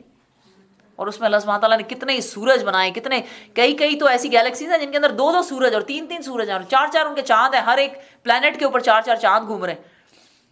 और उसमें उसी के अंदर आपकी वो भी, यानी हम दूसरी जो गैलेक्सी को जानते हैं वो एंड्रोमेडा है, इसके अलावा आपके ब्लैक होल्स हैं जो अभी बिल्कुल नए डिस्कवर हो रहे हैं, और क्या क्या गैलेक्सीज जो है वो नहीं। अभी बिल्कुल रिसेंटली एक गैलेक्सी डिस्कवर हुई है, और जिस बंदी ने वो डिस्कवर की है वो टर्किश मुसलमान हिजाबी बंदी है, और उसी के नाम पर उस गैलेक्सी का नाम रखा गया। अल्हम्दुलिल्लाह, मुबारक हो आप लोग। अभी जो लाइट हम तक पहुंच रही है ना, आप लोग खुद इसकी रिसर्च कर सकते हैं, बिल्कुल माशाल्लाह। मैं तो उसका टेडेक्स पे उसका पूरा वो लेक्चर भी सुना है, माशाल्लाह बहुत अच्छी बंदी है। तो अभी जो लाइट हम तक पहुंच रही है ना, वो कह रहे हैं कि ये तकरीबन 14 बिलियन ईयर्स पुरानी है। 14 बिलियन ईयर्स से जो लाइट चली थी वो अब हम तक पहुंच रही है। जब हम आसमान पे देखते हैं तो रोशनी नजर आती है। और आपको पता है कि स्पीड ऑफ लाइट कितनी है, 186,000 पर सेकेंड, और ये यानी माइल्स या किलोमीटर के हिसाब से। और फिर भी हमें 14 बिलियन ईयर से लाइट चली हुई है, वो अब हमें, तो यानी आप अकल जो है वो वाकई इस बारे में बेहतर है कि बंदा ना ही सोचे, वरना तो बंद कर देता है। इट्स अमेजिंग, इट्स जस्ट सिर्फ एक, जो कहते हैं ना, और ये कमाल की बात है कि रसूल सल्लल्लाहु अलैहि वसल्लम कहते हैं कि जो सुभान अल्लाह कहे वो आधे मीज़ान को भर देता है। और इंसान सोचता है सिर्फ सुभान अल्लाह, भला क्यों? क्योंकि जब आपके दिल से निकलती है ना सुभान अल्लाह, तो वाकई अल्लाह की अपनी ये सारी जो कुछ उसने कायनात बनाई होती है ना, उसका वो आधा हक अदा हो जाता है। इससे ज़्यादा हम क्या कर सकते हैं? सुभान अल्लाह के अलावा हम क्या कर सकते हैं इसकी तारीफें देख देख के? सुभान। और ज़मीन को हमने बिछाया और उसमें पहाड़ जमाए और उसके अंदर हर तरह के खुश मंजर नबातात उगा दी। ये सारी चीज़ें आंखें खोलने वाले और सबक देने वाले में हर उस बंदे के लिए हैं जो हक की तरफ रुजू करने वाला हो। और आसमान से हमने बरकत वाला पानी नाजिल किया, फिर उससे बाग, यानी आसमान से जो पानी उतरता है क्या आता है, माउन तहूरुन। याद रखिएगा, बारिश से डरना नहीं चाहिए अंटिल अनलेस कि आपने मेकअप किया और बहुत ही अच्छे कपड़े पहने हो। रसूल हम बारिश में नहाया करते थे, बारिश में नहाना चाहिए, अब कम से कम से डरना नहीं चाहिए। मैं रात लोग ऐसे डरते हैं जैसे आसमान से पता नहीं कोई नाउज़ुबिल्लाह कोई आग बरस रही, यूं यूं यूं भागो भागो भागो। एक्सक्यूज मी, क्या हो गया? ये पाक पानी है, अल्लाह ताला खुद कह रहे हैं पाक। और यकीन करें कनाडा के एनवायरनमेंट में ये वाकई पाक पानी है। बहुत सारी ऐसे जगह यहाँ पे बारिश का पानी अब यानी वो इतना प्योर नहीं रहा। ये सारी चीज़ें आंखें खोलने वाले और सबक देने वाले हर उस बंदे के लिए हैं। इस पानी से जो हमने आसमान से बरकत वाला पानी नाजिल किया, फिर उससे बाग और फसल के गल्ले और बुलंद बाला खजूर के दरख्त पैदा कर दिए जिन पर फलों से लदे हुए खोशे तह बतह लगते हैं। ये इंतज़ाम है बंदों को रिस्क देने का। इस पानी से हमने एक मुर्दा ज़मीन को ज़िंदगी बख्शी हुई है और इंसानों का ज़मीन से निकलना भी इसी तरह होगा। इनसे पहले नूह की कौम और असहाब और रस और समूद और आद और फ़िरौन और लूत के भाई और एका वाले और तुब्बा की कौम के लोग भी झुटला चुके। हर एक ने रसूलों को झुटलाया और आखिरकार मेरी वईद उन पर चस्पा हो गई। क्या पहली बार की तख्लीक से हम आजिज़ थे, मगर एक नई तख्लीक की तरफ से ये लोग शक में पड़े हुए हैं। हमने इंसान को पैदा किया और उसके दिल में उभरने वाले वसवसों तक को हम जानते हैं। वलक़द ख़लक़नल इंसान व नअलमु मा तुवस्विसु बिही नफ्स व नहनु अक़रबु इलैहि मिन हब्लिल वरीद। सुभान अल्लाह, कितने करीब है अल्लाह ताला हमारे कि हमारी ये हर सोच, जो एक थॉट भी गुजर जाती है ना, जिसको मुझे खुद भी वो याद नहीं रहती 2 सेकंड के बाद, अल्लाह ताला उसको भी सुन लेते हैं और लिख लेते हैं। और यकीन करें कि it's so important that we have to be careful about our thoughts, क्योंकि वही जो हमने कहा था, your thoughts eventually become what after your words and after your character and you know habits. उसके बाद क्या है? Your destiny. Your thoughts eventually become your destiny. You have to be very very careful about your thoughts. वलक़द ख़लक़नल इंसान, हमने ही तो इसको पैदा किया। नहीं पकड़ नहीं, अंटिल अनलेस कि आप उसके ऊपर सोचती जाएं और उसी के बारे में ख्याल करें और ऐसी ऐसी बातें ज़हन में जान के सोचें और उसका ख्याल करती रहें। तो be careful of your thoughts that your thoughts becomes your words. Be careful of your words that your words becomes your habits, becomes your actions. Be careful of your actions that your actions becomes your habits. Be careful of your habits that your habits becomes your character. Be careful of your character that your character becomes your destiny. वनानु अक़रबु इलैहि मिन हब्लिल वरीद। और जैसे ही मैंने कहा था कि हब्लिल वरीद, अल्लाह ताला ये भी कह सकते थे मैं तुम्हारे सर से ज़्यादा तुम्हारे करीब हूँ, तुम्हारी आंखों से ज़्यादा, तुम्हारे मुंह से ज़्यादा। हब्लिल वरीद कहने की रीज़न ये थी कि this is our life line, this is our life line. इसके अंदर एक डेप्थ भी है कि जब ये हट जाती है ना, अल्लाह से दूर हो जाते हैं आप, तो एक्चुअली आपकी लाइफ लाइन ही कट जाती है। تو کیا ہے, ہم اس کے وسوسوں کو, ہم نے اس کی رگے گردن سے بھی زیادہ اس کے قریب ہیں, اور ہمارے اس براہ راست علم کے علاوہ 2 کاتب اس کے دائیں اور بائیں جانب بیٹھے ہیں. کون ہے؟ کرامن کاتبین. وہ لکھ رہے ہیں. کوئی لفظ اس کی زبان سے نہیں نکلتا جسے محفوظ کرنے کے لیے حاضر باش نگران موجود نہ ہو. پھر دیکھو وہ موت کی جان کنی حق لے کر پہنچی ہے. وجات سکرت الموت بالحق ذالک ما کنت منہ تحید. سبحان اللہ. یہ وہی تو چیز ہے جس سے تو بھاگتا تھا, یہ وہی تو چیز ہے جس سے تو بھاگتا تھا. پتہ نہیں کون لوگ ہوں گے کہ سبحان اللہ موت سامنے آئے, اور کون سے وہ خوش قسمت لوگ ہوں گے کہ اور وہ اس کو لبیک کہیں اور کہیں کہ ہم تمہارا ہی تو انتظار کر رہے تھے, تم نے اتنی دیر کر دی, میں تو کب سے اپنے رب سے ملاقات کے انتظار میں بیٹھی ہوئی تھی. کیا ہی وہ خوش قسمت لوگ ہوں گے, اللہ ہمیں ان میں سے کر دے. اور موت کی سختیاں جو ہے نا, سکرات الموت, یہ برحق ہیں. اور رسول اللہ صلی اللہ علیہ وسلم جو ہے وہ آخری, بالکل جو ان کا آخری وقت تھا, اس کے اندر ان کے پاس پانی کا پیالہ رکھا ہوا تھا, اور اس کے اندر ہاتھ ڈال کر تو اپنے چہرے پہ بار بار ملتے تھے اور کہتے تھے لا الہ الا اللہ, بے شک موت میں سختیاں ہیں, بے شک موت میں سختیاں ہیں. اور حضرت عائشہ نے فرمایا کہ میں نے رسول اللہ صلی اللہ علیہ وسلم کو موت کی سختی میں دیکھا ہے, اب میں نہیں کہہ سکتی کہ کسی انسان کے بارے میں کہ اس پہ موت کی سختی نہیں آئے گی. تو وہ جو اللہ کے محبوب نبی رسول, آپ سوچیں اگر ان پہ سکرات الموت آئی ہیں تو ہم پہ کیا آئیں گی, اور اس وقت کے لیے انسان کو کیسے تیار ہونا چاہیے اور کیا کیا کرنا چاہیے. اور یہی وہ وقت ہے جسے ہم بھاگتے پھرتے ہیں اور اس کی تیاری نہیں کرتے. یا تو ہوتا نا کہ ہماری نہ سوچنے سے, اور موت کے بارے میں نہیں باتیں نہ کرو, نہیں موت کے بارے میں اچھے وقت پہ ایسی باتیں نہیں کرتے, بچوں کے سامنے ایسی باتیں نہیں کرتے, موت کا ہر وقت ذکر نہیں کرتے. آپ اس کی بات نہ کریں, اس کا ذکر نہ کریں, اس کے بارے میں نہ سوچیں, اس سے تیاری نہ کریں, تو کیا وہ نہیں آئے گا؟ پھر نہیں آئے گا, پھر نہیں آپ مریں گے, موت ہی نہیں آئے گی. بات ہی نہیں میں نے کبھی کی, کبھی قبر میں نہیں جانا ہوگا, کبھی آخرت نہیں آئے گی. دنیا کے ہے مسافر, منزل تیری قبر ہے, طے کر رہا ہے جو تو 2 دن کا یہ سفر, 2 دن کا یہ سفر. بہت سارے لوگ تو کہتے ہیں 4 دن کا ہے, لیکن اس نظم میں نے بتایا کہ 2 دن, کیونکہ باقی اللہ سبحانہ تعالیٰ تو کہتے ہیں کہ 2 دن میں ہی ہیں. کتنا ہے؟ 1 دن یا دن کا کچھ حصہ, یومن او بعد یوم, دن کا بعد, اس کا تھوڑا سا حصہ ہے جو تم دنیا میں رہے ہو. سبحان اللہ. آنکھوں سے تو نے اپنی دیکھے جنازے کتنے, ہاتھوں سے تو نے اپنے دفنائے کتنے مردے, موت سے تو اپنی کیوں اتنا بے خبر ہے. دنیا کے اے مسافر, منزل تیری قبر ہے. سوچا کریں اپنی قبر کی وہ رات, سوچا کریں. ایسے ہی نہیں ہے قرآن میں یہ باتیں لکھی, میں آپ کو ڈرانے کے لیے نہیں کہتی ہوں, اللہ نے آپ کو ڈرانے کے لیے لکھی, وہ چاہتے ہیں کہ آپ ڈریں. یہی چیزیں جو ہمارے عمل بدلیں گی. وہ قبر کی رات جس میں یقین کریں کوئی آپ کے ساتھ نہیں جائے گا, کوئی نہیں. عورت کے کفن میں 5 کپڑے ہوتے ہیں, 5 کپڑے ہوتے ہیں. ایک سر کا حجاب ہوتا ہے, ایک سینہ بند ہوتا ہے, اور اس کے علاوہ ایک نیچے پہنانے والا, اور اس کے اوپر 2 چادریں ہوتی ہیں بس. مردوں میں 4 ہوتے ہیں. تو آپ یہ سوچیں کہ بس وہ 5 کپڑوں میں لے جا کر آپ کو لوگ قبر میں چھوڑ کر اکیلے, بالکل اکیلے, اور اپنے اپنے کاموں میں لگ جائیں گے.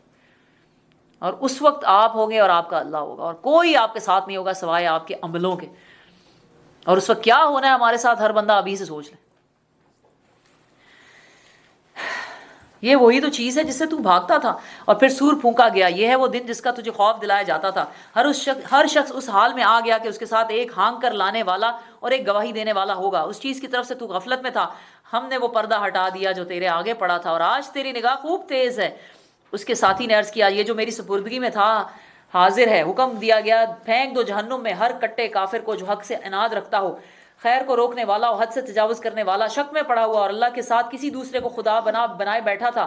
ڈال دو اسے سخت عذاب میں. اس کے ساتھی نے عرض کیا, خداوند میں نے اس کو سرکش نہیں بنایا بلکہ یہ خود ہی پرلے درجے کی گمراہی میں پڑا ہوا تھا. جواب میں ارشاد ہوا, یہ وہ یعنی ہر ایک کے ساتھ جو ایک جن لگا ہوا تھا, ایک شیطان, وہ کہے گا کہ میں نے نہیں اس کو بنایا, میں نے اس کو سرکش نہیں بنایا بلکہ یہ خود ہی پرلے درجے کی گمراہی میں پڑا ہوا تھا. جواب میں ارشاد ہوا, میرے حضور جھگڑا نہ کرو, میں تم کو پہلے ہی انجام بد سے خبردار کر چکا تھا. میرے ہاں بات پلٹی نہیں جاتی, اور میں اپنے بندوں پر ظلم توڑنے والا نہیں ہوں.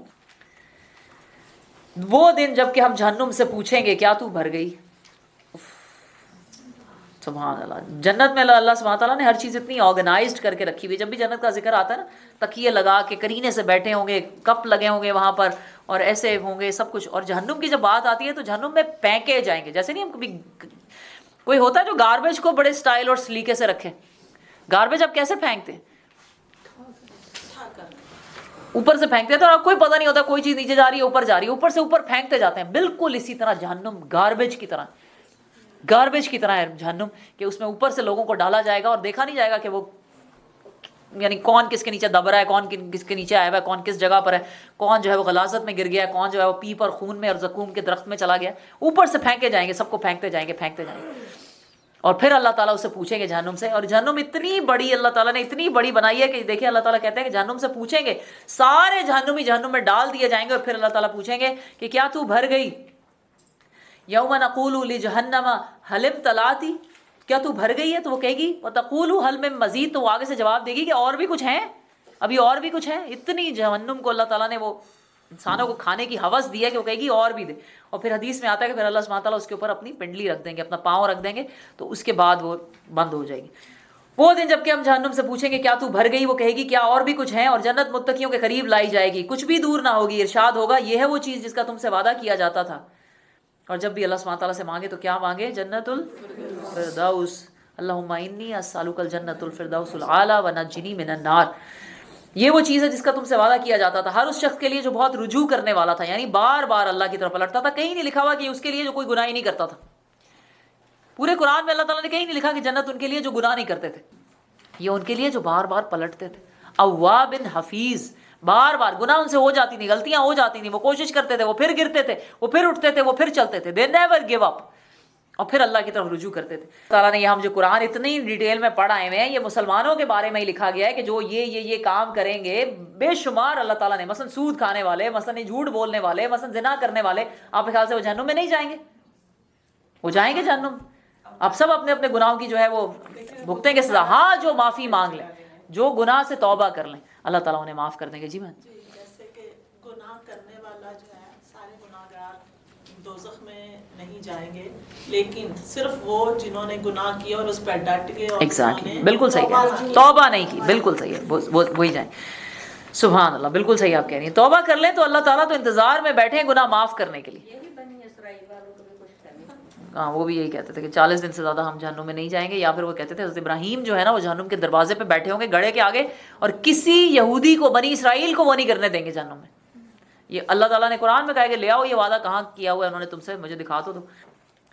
سبحان اللہ. تو کیا جنت متقین کے قریب لائی جائے گی, وہ کچھ بھی دور نہ ہوگی. ارشاد ہوگا یہ وہ چیز جس کا تم سے وعدہ کیا جاتا ہے ہر اس شخص کے لیے جو بہت رجوع کرنے والا ہو اور بڑی نگہداشت کرنے والا ہو, جو بے دیکھے رحمان سے ڈرتا تھا اور دل گرویدہ لے کر آیا.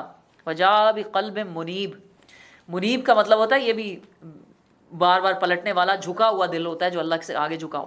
داخل ہو جاؤ جنت میں سلامتی کے ساتھ. وہ دن حیات ابدی کا دن ہوگا, وہاں ان کے لیے وہ سب کچھ ہوگا جو وہ چاہیں گے, اور ہمارے پاس اس سے زیادہ بھی ہے, بہت کچھ ہے ان کے لیے. ہم ان سے پہلے بہت سی قوموں کو ہلاک کر چکے ہیں جو ان سے بہت زیادہ طاقتور تھیں, اور دنیا کے ملکوں کو انہوں نے چھان مارا تھا. پھر کیا وہ کوئی جائے پناہ پا سکے؟ اس تاریخ میں عبرت کا سبق ہے, اور اس شخص کے لیے جو دل رکھتا ہو یا جو توجہ سے بات کو سنے. ہم نے زمین اور آسمانوں اور ان کے درمیان کی ساری چیزوں کو 6 دنوں میں پیدا کر دیا, اور ہمیں کوئی تھکان لاحق نہیں ہوئی. پیسہ نبی صلی اللہ علیہ وسلم, جو باتیں یہ لوگ بناتے ہیں ان پر صبر کرو, اور اپنے رب کی حمد کے ساتھ اس کی تسبیح کرتے رہو, طلوع آفتاب اور غروب آفتاب سے پہلے اور رات کے وقت, پھر اس کی تسبیح کرو, اور سجدہ ریزیوں سے فارغ ہونے کے بعد بھی.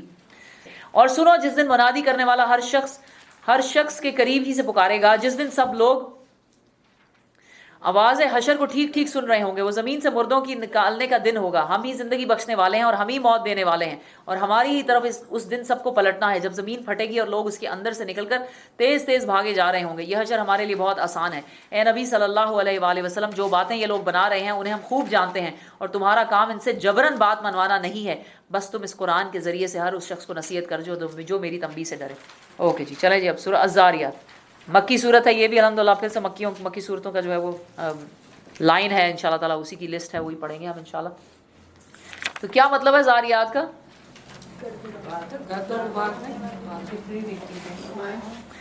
بالکل, تیز ہوا جس میں گرد و غبار ہو. بالکل. اچھا جی, چلیں ہم شروع کرتے ہیں. بسم اللہ الرحمن الرحیم. والذاریات ذروا فالحاملات وقرا فالجاریات یسرا. کتنی خوبصورت اس کی اللہ سبحانہ تعالیٰ نے اس کی ردم ایک صورت بنائی ہے الحمدللہ. لیکن یاد رکھیں قرآن شاعری نہیں ہے. قسم ہے ان ہواؤں کی جو گرد اڑانے والی ہیں, پھر پانی سے لدے ہوئے بادل اٹھانے والی ہیں, پھر سبک رفتاری کے ساتھ چلنے والی ہیں, پھر ایک بڑے کام یعنی بارش کی تقسیم کرنے والی ہیں. حق یہ ہے کہ جس چیز کا تمہیں خوف دلایا جا رہا ہے وہ سچی ہے, اور جزائے اعمال ضرور پیش آنی ہے. قسم ہے متفرق شکلوں والے آسمان کی, آخرت کے بارے میں تمہاری بات ایک دوسرے سے مختلف ہے, اس سے وہی آخرت کے بارے میں یعنی آپس میں تم جھگڑتے ہو، اس سے وہی برگشتہ ہوتا ہے جو حق سے پھرا ہوا ہو، مارے گئے قیاس و گمان سے حکم لگانے والے جو جہالت میں غرق اور غفلت میں مدہوش ہیں. یعنی قیاس اور گمان سے نہ کرو کہ قیامت آنی ہے کہ نہیں آنی، موت آنی ہے کہ نہیں آنی. موت تو آنی ہے، اس سے تو کوئی کتنا بھی بڑا ملحد ہو، ایتھیسٹ ہو، وہ کہہ سکتا ہے کہ نہیں موت نہیں. I don't believe in death. They say I don't believe in day of judgment, I don't believe in God, I don't believe in جنت دوزخ. کہندے سے آئی ڈونٹ بلیو ان موت، میں موت پہ ہی نہیں یقین رکھتا. تو آخرت کے بارے میں لوگ جو ہے قیاس اور گمان سے ڈسکشن کرتے ہیں، اس کو منع کیا اللہ سبحانہ تعالیٰ نے. جو ہمیں بتائی گئی ہیں باتیں بس وہی حق ہیں. پوچھتے ہیں آخر وہ روز جزا کب آئے گا؟ اور اس روز آئے گا جب یہ لوگ آگ پر تپائے جائیں گے. ان سے کہا جائے گا اب چکھو مزہ اپنے فتنے کا، یہ وہی چیز ہے جس کے لیے تم جلدی مچا رہے ہو. آپ کو معلوم ہے کہ جب مردے کو قبر میں ڈالا جاتا ہے تو سب سے پہلے، اور وہ ہماری ڈاکٹر بہن بھی ہمارے ساتھ ہی بیٹھی ہوئی ہیں، سب سے پہلے جو ہے وہ پریشر سے کہتے ہیں کہ انسان کا پیٹ پھٹتا ہے، کیونکہ گیسز جمع ہو جاتی ہے نا پیٹ میں، تو پیٹ پھٹ جاتا ہے انسان. اور سوچیں کتنا گند اور بدبو جو ہے وہ ہماری قبر میں ہمارے ہی غلاظت سے بھر جاتی ہوگی. استغفر اللہ. اور جب انسان مرتا ہے تو آپ کو پتا ہے اس کی پوری باڈی جو ہے وہ ایک دم سے ڈھیلی پڑ جاتی ہے، پوری باڈی یعنی امیجیٹلی باڈی ڈھیلی پڑ جاتی ہے، اور اس کے بعد اسی وجہ سے آپ کے ساری باڈی کے جتنے سیکریشنز ہیں وہ باہر نکل جاتے ہیں. کیسے ہم ان چیزوں سے جو ہے وہ بے خبر ہو سکتے ہیں کہ ہمارے ساتھ کیا ہونے والا ہے، کیا ہونے والا ہے ہمارے ساتھ. سبحان اللہ. مردوں کو نہلانے کا جو ایک ایکسپیرینس ہے نا، یقین کریں یہ آپ کو نا کئی دن تک سونے نہیں دیتا. اور یہ اسے ہیونگ سیڈ دیٹ، سبحان اللہ، یہ ایک بات جو مینشن میں کرنا چاہوں گی، آپ میں سے بہت ساروں نے تو الحمدللہ وہ مردہ نہلانے کا پورا پروسیس سیکھا ہی ہوگا. تو اس کے اندر جو چیزیں امپورٹنٹ ہیں جو یہاں پر رہتے ہوئے ہمیں یاد رکھنی چاہیے، وہ الحمدللہ ہم اگر مسز آگا میں ہیں تو یہاں کے ہاسپٹلس میں تو آلریڈی دے نو کہ مسلمان عورت کی باڈی کے ساتھ کیا کرنا ہے، دے نو دیٹ. لیکن ہمارے پاس کچھ ایسی باڈیز بھی آئیں نہلانے کے لیے کہ جو یعنی پرنسس مارگریٹ ہاسپٹل سے آئی تھیں. اور مطلب میں آپ کو بتانا چاہتی ہوں کہ اگر آپ اس کو بہتر سمجھیں تو اپنے لواحقین، اپنے ورثہ کو یہ بتا دیں کہ ایک تو نمبر 1 ہاسپٹل میں، کیونکہ یہاں پہ ہر باڈی کو ہاسپٹل لے جایا جاتا ہے. وہاں پاکستان میں ہوتا ہے نا گھر میں مرے تو گھر سے ہی چلے گی باڈی، یہاں پہ ہر باڈی کو ہاسپٹل لے جایا جاتا ہے اور پھر دیکھا جاتا ہے، کاز آف ڈیتھ جاننے کی کوشش کی جاتی ہے. سبحان اللہ. تو ایک تو سب سے پہلے آپ کی باڈی پہ کوئی بھی زیور وغیرہ ہو وہ اتار لیں. آپ اگر آپ نہیں ہیں پاس تو ڈاکٹر سے ہی کہا جائے کہ جو جولری جو بھی آپ کے پاس ہو، ایون اگر آپ کے یعنی فالس آئی لیشز ہیں یا جو بھی اس قسم کی کوئی چیزیں کوشش کریں اتار لیں. اس کے علاوہ آپ کی اوپر جتنی بینڈیجز لگی ہوئی ہیں، آپ کے اندر جو بھی سرنجز ڈلی ہوئی ہیں، جو کچھ بھی ہے وہ اتار لیں. کیونکہ یقین کریں اس کا اتنا مسئلہ ہوتا ہے نہلاتے وقت. یہ بھی پچھلے دنوں ایک باڈی تھی سبحان اللہ، تو ان کی یہاں سے ایک سوئی اندر یعنی ٹیوب جا رہی تھی اندر. تو ان کی بیٹی سے پوچھا کہ یہ کیا ہے، تو اس نے کہا کہ یہ ویسے ہی پتہ نہیں آئی ڈونٹ نو اس نے کیا کہا، گلوکوز ہے کیا ہے. تو اس نے کہا کہ اچھا ٹھیک ہے پھر مطلب اگر ہارٹ تک نہیں ہے تو ہم نکال دیتے ہیں. تو جب نکالا تو یقین کریں بلڈ ہی بند نہ ہو. ہم اتنے پریشان کہ بلڈ بند نہیں ہو رہا. تو ڈاکٹرز اگر جو کر دیتے ہیں نا، پھر ڈاکٹرز اس طرح کے کچھ اٹیچ کر دیتے ہیں جس کی وجہ سے بلڈ رک جاتا ہے، یعنی وہ پھر وہ نہیں نکلتا. تو یہ وصیت کریں کہ میرا وہ جو باڈی میں جتنے، اور بینڈیجز نکالنا اتنا مشکل ہوتا ہے، وہ باڈی کے ساتھ ظاہر چپکے ہوتے ہیں، اور پانی کر کر کے ہم اس کو صابن سے نرم کر کر کے تو بینڈیجز اتار دیں. اپنی باڈی کی جتنی ٹیوبز لگی ہوئی ہیں سب نکال دیں. اور سب سے امپورٹنٹ آپ کے کپڑے نہ اتاریں. جو بھی کپڑے آپ کے جسم پہ ہیں اس کے ساتھ ہی مساگا سے جتنی الحمدللہ باڈیز آتی ہیں سب کے کپڑے ہوتے ہیں، وہ کپڑوں سمیت ہی بیگ میں ڈال دیتے ہیں. باقی جہاں سے آتی ہیں ظاہر ہے کہ پھر وہ، اور وہ یعنی بہتر یہ ہے کہ ہمارے لیے کہ ہمارے کپڑے نہ اتارے جائیں. اور ڈاکٹر کو یہ، لیکن یہ باتیں کہنی پڑتی ہیں پہلے سے. اور ایک اور بات وہ بھی اتار دیتے ہیں. یہاں کے طریقہ یہی ہے کہ آپ کو یعنی بالکل آپ کو جو آپ کے اوریجنل شکل میں ہی باڈی بیگ میں ڈال کے بھیجتے ہیں. گوروں وغیرہ میں سب میں ایسے ہی ہوتا ہے. ہمارے لیے انہوں نے ایکسٹرا، انہیں پتا ہے کہ ان کا نہیں اتارنے کپڑے، تو چاہے گاؤن ہو. لیکن ویسے ابھی تو لیٹلی چادر لے جائیں گھر سے. دیکھیں ماشاء اللہ ایسا بھی ہوا ہے کہ گھر کے کپڑوں میں عورتوں کی ڈیتھ ہوئی ہے اور انہوں نے نہیں اتارے ہوئے تھے کپڑے، شلوار قمیضیں تھیں اور باقاعدہ نیچے پورے ان کے انڈر گارمنٹس بھی پورے تھے الحمدللہ. وہ اسی میں آئیں، پوری کورڈ آئیں. اور آپ کو پتہ ہے ہمارے نہلانے کا طریقہ یہ ہے کہ بالکل آپ کی بے حرمتی نہیں ہوتی، سارا وقت آپ کو کور رکھا جاتا ہے. نہلایا بھی اندر سے ہی ہاتھ ڈال کے جاتا ہے. تو اور پھر یہی بات ہے کہ جو دعا مانگے اللہ ہمارا پردہ رکھے، پردے والوں کا اللہ تعالیٰ پردہ ہی رکھے. اور ایک یہ بھی بات ہے کہ یہ لوگ نا ہاتھ جو ہیں یہ سینے پہ باندھ دیتے ہیں. ہمارے ہاتھ یوں سیدھے ہونے چاہیے. ویسے تو الحمدللہ ایسا نہیں ہوا کہ ابھی تک کوئی ایسی باڈی آئی ہو کہ جو بالکل ہی اکڑی ہوئی ہو کہ یہاں سے ہلے ہی نہ. لیکن پھر بھی ایک طریقہ یہی ہے کہ جو ہاتھ ہے وہ سیدھے رکھے. تو چھوٹی صحیح ڈاکٹر صاحب کچھ اور رہ گیا تو آپ پلیز مینشن کریں.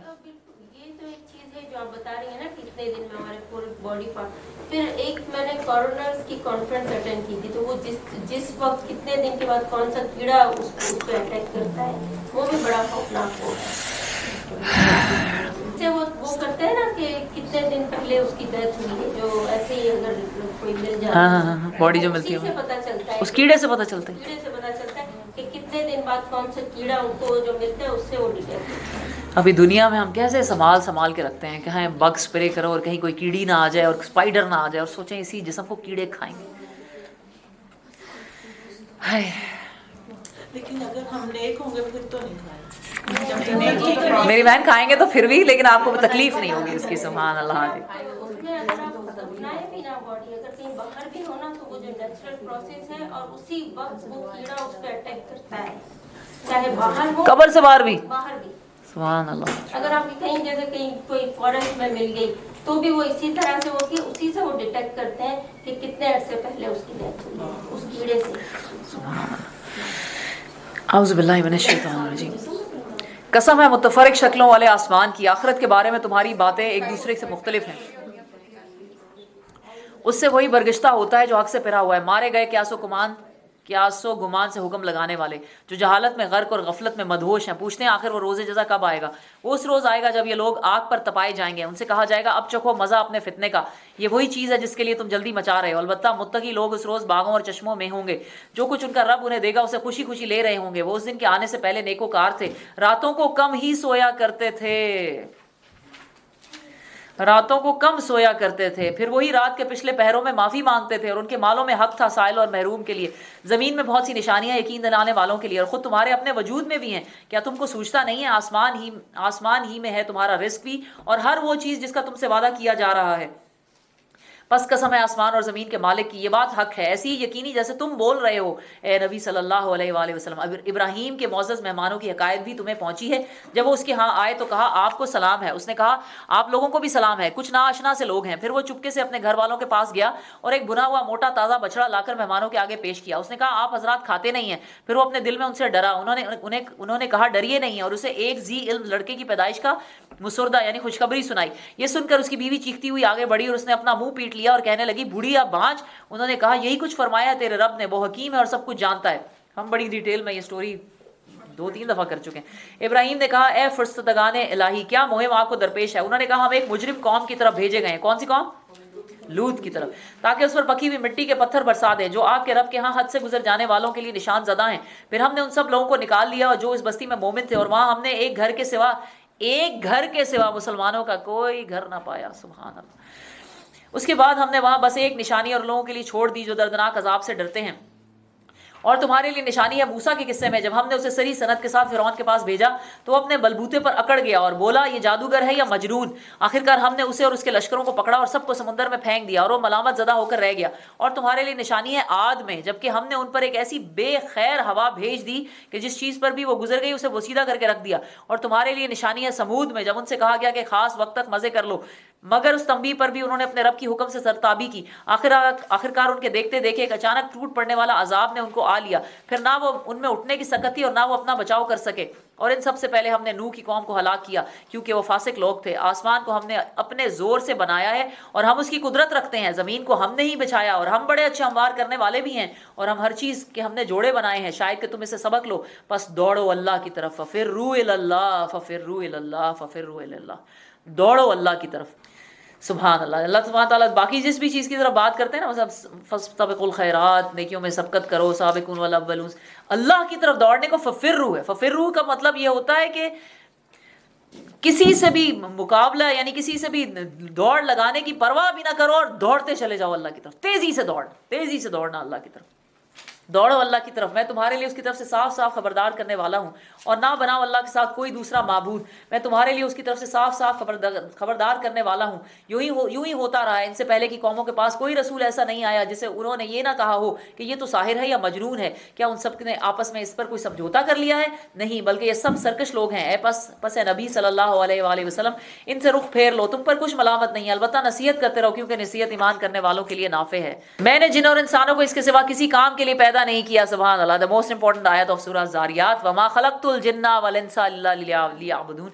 ये है हमारी तख्लीक का मकसद, the purpose of our existence. लोग पूछते हैं ना, मसलन ये बड़ी अजीब बात है कि आप किसी से पूछे ना कि जी फॉर एग्जाम्पल आप किसी मॉल में जाएं और किसी बंदे से पूछें कि आप यहाँ क्या कर रहे हैं, what is the purpose of your visit, और वो आपको कहे कि मुझे पता नहीं है, I don't know what I am doing here, तो आप उसे क्या कहेंगे?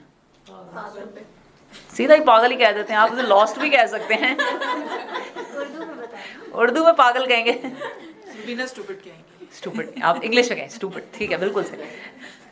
लेकिन दुनिया में लोगों की मेजॉरिटी ऑफ द पीपल, आप उनसे पूछें कि आपकी दुनिया में आने का मकसद क्या है, what is the purpose of your existence in life, they do not know, उन्हें पता ही नहीं हमारा पर्पस ऑफ एग्जिस्टेंस। वमा खलक़तुल, इसके अलावा नहीं बनाया, अलजिन जिन्नों को और इंसानों को, इल्ला लियअबुदून, कि वो मेरी बंदगी करें। और इबादत का मतलब ये नहीं है रोज नमाज रोज़ा हज ज़कात, इसका मतलब है मेरी मर्जी पे चलते हुए मेरे पास आ जाएं। मैं उनसे कोई रिस्क नहीं चाहता और ना ये चाहता हूँ कि वो मुझे खिलाएं। अल्लाह तो खुद ही रज़्ज़ाक़ है, बड़ी कुव्वत वाला है और ज़बरदस्त है। बस जिन लोगों ने जुल्म किया है उनके हिस्से का भी वैसा ही अजाब तैयार है जैसा उन्हीं जैसे लोगों को उनके हिस्से कामिल से मिल चुका है। उनके लिए ये लोग मुझसे जल्दी ना बचाएं, आखिर को तबाही है कुफर करने वालों के लिए उस रोज़ जिस दिन का उन्हें खौफ दिलाया जा रहा है। अब है सूरह अतूर, बिस्मिल्लाहिर्रहमानिर्रहीम, वत्तूरी व किताबिम मस्तूर फी रक़्क़िम मंशूर वल बैतिल मामूर वस्सक़्फ़िल मरफ़ूअ वल बहरिल मस्जूर। कसम है तूर की और एक ऐसी खुली किताब की जो रकीक जिल्द में लिखी हुई है, और आबाद घर की और ऊंची छत की और मोजज़न समुंदर की, कि तेरे रब का अजाब और सारी चीज़ों पर कस्में खाकर एक बड़ी ज़बरदस्त चीज़ का अल्लाह ताला जिक्र कर रहे हैं। वो क्या है कि तेरे रब का अजाब ज़रूर वाक़ होने वाला है जिसे कोई दफ़ा करने वाला नहीं है। वो उस रोज़ वाक़ होगा जब आसमान बुरी तरह डगमगाएगा और पहाड़ उड़े उड़े फिरेंगे। तबाही है उस रोज़ उन झुटलाने वालों के लिए जो आज खेल के तौर पर अपनी हुज्जत बाजियों में लगे हुए हैं, जिस दिन उन्हें धक्के मार मार कर जहन्नुम की तरफ ले जाया जाएगा। उस वक्त उनसे कहा जाएगा कि ये वही आग है जिससे तुम झुटलाया करते थे, अब बताओ ये जादू है या तुम्हें सूझ नहीं रहा, जाओ अब झुलसो उसके अंदर, तुम खा सबर करो या ना करो, तुम्हारे लिए यकसा है, तुम्हें वैसा ही बदला दिया जा रहा है जैसे तुम अमल करते रहे हो। मुत्तकी लोग वहाँ बागों और नेमतों में होंगे, लुत्फ ले रहे होंगे उन चीज़ों से जो उनका रब उन्हें देगा, और उनका रब उन्हें दोज़ख के अजाब से बचा लेगा। उनसे कहा जाएगा खाओ और पियो मज़े से अपने उन आमाल के सिले में जो तुम करते रहे हो। वो आमने सामने बिछे हुए तख्तों पर लगे हुए तकियों पर बैठे होंगे, और हम खूबसूरत आंखों वाली हूरें उनसे ब्याह देंगे जो लोग ईमान लाए हैं और उनकी औलाद भी किसी दर्जा ईमान में उनके नक्शे कदम पर चली है। उनकी उस औलाद को भी हम जन्नत में उसके साथ मिला देंगे। इससे पता चलता है कि औलाद और वालिदैन और आपके बहन भाई और आपके दोस्त रिश्तेदार भी जन्नत में आप जिनके साथ रहना चाहेंगे अल्लाह ताला आपको मिला देंगे। बल्कि एक मज़े की हदीस के मुताबिक सुभान अल्लाह के कुछ लोग ऐसे भी होंगे कि जो ऊंची जन्नतों में जाएंगे, जन्नतों के 100 दर्जे हैं। जन्नत के कितने दर्जे? 100 दर्जे। ऊपर वाली जन्नत में जाएंगे और उनके रिश्तेदार बहन भाई या बच्चे या दोस्त वो नीचे वाली जन्नत में होंगे। तो वो अल्लाह ताला से पूछेंगे कि हमारे वो रिश्तेदार या बहन भाई या जो भी दोस्त हमारे वो हमें मिल नहीं रहे हैं, वो कहाँ हैं? तो अल्लाह ताला बताएंगे कि वो बहुत नीचे वाली जन्नत में है। तो वो अब अल्लाह ताला वो कहेंगे कि अच्छा अल्लाह ताला तो फिर इस बारे में आप क्या कर सकते हैं? तो अल्लाह ताला ये कहेंगे कि तुम भी नीचे वाली जन्नत में चले जाओ। हाँ, आपका कोई जानने वाला जो है वो जहाज की फर्स्ट क्लास में बैठा हो और आप इकोनॉमी में बैठे हैं और आप कहेंगे मेरे वो रिश्तेदार फर्स्ट क्लास में बैठे हैं, तो वो पायलट क्या कहता है? उन्हें भी पीछे बुला लें आप। एयर होस्टेस कहती है उन्होंने ऐसे ही सद लो, तुसी भी ऐसे ही आ जाओ। लेकिन अल्लाह सुब्हाना ताला क्या करेंगे? अल्लाह ताला वो उन ऊपर वालों की वजह से नीचे वालों को भी ऊपर ले आए। सुभान, अपग्रेड मिल जाएगा उनको। हम उनको हर तरह के अच्छा क्या होगा, तो उनकी औलाद को भी हम जन्नत में उनके साथ मिला देंगे और उनके अमल में हम कोई घाटा उनको ना देंगे। हर शख्स अपने कसब के एवज रहन है, यानी हर शख्स रहन है, अपना अमल करके वो अपने आप को छुड़ा सकता है।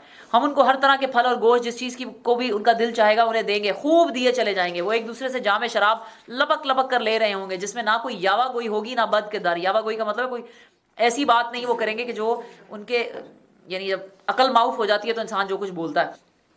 और उनकी खिदमत में वो लड़के दौड़ते फिर रहे होंगे जो उन्हीं की खिदमत के लिए मखसूस होंगे, ऐसे खूबसूरत जैसे छुपा के रखे हुए मोती।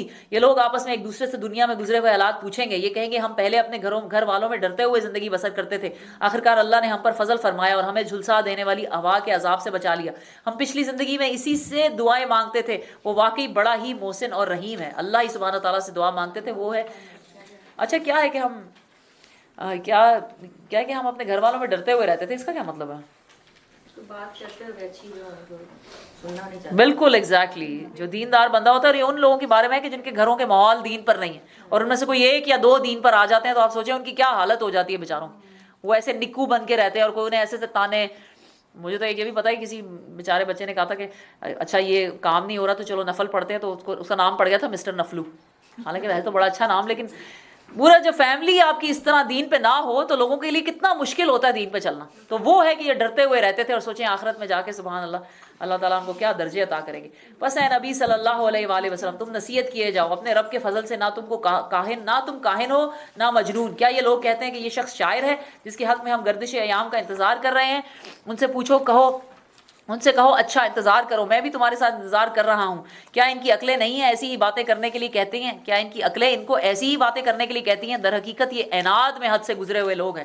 یعنی اسلام سچ ہے، قرآن حق ہے، رسول اللہ صلی اللہ علیہ وسلم بالکل سچے پکے نبی ہیں. ذرا سا بھی انسان اپنی عقل و شعور سے اس کے اوپر تھوڑی سی ریسرچ کرے نا، اس کو سمجھ میں آ جاتا ہے. نہ ماننے کی وجہ تب بھی یہی تھی، کیا پریجوڈس، آج بھی یہی ہے پریجوڈس، کہ بس نہیں مان. کیا یہ کہتے ہیں کہ اس شخص نے یہ قرآن خود گھڑ لیا ہے؟ اصل بات یہ ہے کہ یہ ایمان نہیں لانا چاہتے. اگر یہ اپنے اس قول میں سچے ہیں تو اسی شان کا ایک کلام بنا لائیں. کیا یہ کسی خالق کے بغیر خود پیدا کیے گئے ہیں؟ جو کوشچن ہے نا، ام خلقوا من غیر شیء ام ہم خالقون، کیا یہ کسی خالق کے بغیر ہی پیدا ہو گئے ہیں یا انہوں نے خود اپنے آپ کو پیدا کر لیا ہے؟ ہر انسان سے پوچھے نا اس کو کس نے پیدا کیا، کس نے پیدا کیا؟ نہیں، وہ کہتے ہیں خود پیدا ہوئے ان کو، ہم خود بخود پیدا ہو گئے. اس کے اوپر وہ یا زمین و آسمان کو انہوں نے پیدا کیا. اصل بات یہ ہے کہ یقین نہیں رکھتے. امام ابو حنیفہ کا ایک بڑا خوبصورت قصہ آتا ہے کہ اسی طرح کسی ملحد کے ساتھ، ایتھیسٹ کے ساتھ ان کی ڈسکشن ہو رہی تھی. تو انہوں نے، امام ابو حنیفہ نے کہا کہ اچھا میں کل تمہیں نا اسی وقت یہاں پہ ہی ملوں گا دوبارہ. اگلا دن ہو گیا، وہ بندہ انتظار کرتا رہا، امام ابو حنیفہ نہیں آئے. تو اس نے کہا کہ دیکھا ڈر گئے ہیں، مجھے ایکسپلین نہیں کر سکے، مجھے یعنی کنونس نہیں کر سکے. تھوڑی دیر کے بعد کافی لیٹ، آدھا پونا گھنٹہ لیٹ جو ہے امام ابو حنیفہ پہنچے ہیں. تو اس نے کہا جی آپ کہاں رہ گئے تھے؟ بڑا جناب شان سے پوچھ رہا تھا. ہاں جی پھر کیا ہوا؟ تو پھر رہ گئے نا تسی. تو انہوں نے کہا کہ کہاں رہ گئے؟ تو کہتے ہیں راستے میں ایک عجیب واقعہ ہوا. امام ابو حنیفہ کہتے ہیں راستے میں ایک عجیب واقعہ ہوا. کہتے ہیں کیا واقعہ ہوا؟ کہتے ہیں کہ میں جب کشتی سے اترا ہوں تو میں نے دیکھا کہ ایک درخت ہے، وہ خود بخود زمین سے نکلا، خود بخود بڑا ہو گیا، اس کے بعد خود بخود وہ کٹا، خود بخود اس کی کشتی بنی اور اس کے چپو بنے اسی درخت سے، اور وہ سمندر میں تیرنے لگ گئی. تو اس نے کہا کہ کیوں مذاق کر رہے ہیں، ایسا نہیں ہو سکتا. انہوں نے کہا کیوں نہیں ہو سکتا؟ انہوں نے کہا کوئی چیز کبھی خود بخود بھی بن سکتی ہے. انہوں نے کہا بس یہی تو میں کہہ رہا ہوں. سبحان اللہ. یا یہ خود انہوں نے پیدا کر لیے ہیں. اصل بات یہ کہ یقین نہیں رکھتے. کیا تیرے رب کے خزانے ان کے قبضے میں ہیں یا ان پر انہی کا حکم چلتا ہے؟ کیا ان کے پاس کوئی سیڑھی ہے جس پر چڑھ کے یہ عالم بالا کی سنگن لیتے ہیں؟ اور ان میں سے جس نے سنگن لی ہو تو لے آئے کوئی کھلی دلیل. کیا اللہ کے لیے تو ہیں بیٹیاں اور تم لوگوں کے لیے ہیں بیٹے؟ کیا تم ان میں سے کوئی اجر مانگتے ہو؟ یہ زبردستی پڑی ہوئی چٹی کے بوجھ تلے دبے جاتے ہیں. کیا تم ان سے کوئی اجر مانگتے ہو کہ یہ زبردستی پڑی ہوئی چٹی کے بوجھ تلے دبے جاتے ہیں؟ کیا ان کے پاس غیب کے حقائق کا علم ہے کہ ان کی بنا پر یہ لکھ رہے ہیں؟ کیا یہ کوئی چال چلنا چاہتے ہیں؟ اگر یہ بات ہے تو کفر کرنے والوں پر ان کی چال الٹی ہی پڑے گی. کیا اللہ کے سوا یہ کوئی اور معبود رکھتے ہیں؟ اللہ پاک ہے اس شرک سے جو یہ لوگ کر رہے ہیں. یہ لوگ آسمان کے ٹکڑے بھی گرتے ہوئے دیکھ لیں تو کہیں گے یہ بادل ہیں جو امڑ چلے آ رہے ہیں. بس اے نبی صلی اللہ علیہ وآلہ وسلم انہیں ان کے حال پر چھوڑ دو یہاں تک کہ یہ اپنے اس دن کو پہنچ جائیں جس میں یہ مار گرائے جائیں گے، جس دن نہ ان کی اپنی کوئی چال، نہ ان کی کسی کام آئے گی، نہ کوئی ان کی مدد کو آئے گا. اور اس وقت کے آنے سے پہلے بھی ظالموں کے لیے ایک عذاب ہے مگر ان میں سے اکثر جانتے نہیں ہیں. اے نبی صلی اللہ علیہ وآلہ وسلم اپنے رب کا فیصلہ آنے تک صبر کرو. تم ہماری نگاہوں میں ہو. جب تم اٹھتے ہو اپنے رب کی حمد کے ساتھ اس کی تسبیح کرو، رات کو بھی اس کی تسبیح کیا کرو، اور جب ستارے پلٹتے ہیں اس وقت کو بھی. سبحان اللہ. سورۃ طور. فَإِنَّكَ بِأَعْيُنِنَا، تم ہماری نظروں میں رہتے ہو. آپ کو لگتا ہے ہم جو کچھ اللہ کے لیے کرتے ہیں اللہ کو پتہ ہی نہیں ہے؟ وہ کہتے ہیں نا وہ ہے کہ لٹ گئے ہم اور تمہیں خبر تک نہ ہوئی، تمہاری خاطر لٹ گئے ہم اور تمہیں خبر تک نہ ہوئی. تو اللہ تعالیٰ تو وہ ہے جو ایک ایک چیز کو ہمارے لیے جوڑ کے جمع کر کے ہمارے لیے رکھ رہے ہیں کہ میرے بندے نے آج یہ کیا میرے لیے، آج میرے بندے نے یہ کیا میرے لیے. اور ہر چیز کی بہترین قدردانی ہوگی. دنیا کتنی ناقدری ہے، کر کے لوگوں کے لیے ہم تھک جاتے ہیں اور لوگ آگے سے پوچھتے ہیں تم نے کیا ہی کیا ہمارے لیے. ذرا سی بات نہیں ہوتی تو سارا کیا کرا. اور کچھ لوگوں کے لیے تو کرتے رہو، انہیں وہ ایک نالج بھی انہیں پتہ ہی نہیں ہوتا، یعنی ان کو واقعی پتہ ہی نہیں چلتا کہ ہم نے کچھ کیا بھی ہے ان کے لیے. لیکن اللہ تعالیٰ کی ذات ایسی نہیں. اللہ تعالیٰ کا ایک نام ہے شکور. شکور کا مطلب ہوتا ہے قدردانی کرنے والا، ذرا سی بات کی بھی قدردانی کرنے والا. سبحانک اللہم و بحمدک نشہد ان لا الہ الا انت نستغفرک و نتوب الیک. جزاکم اللہ خیرا کثیرا. السلام علیکم و رحمۃ اللہ وبرکاتہ.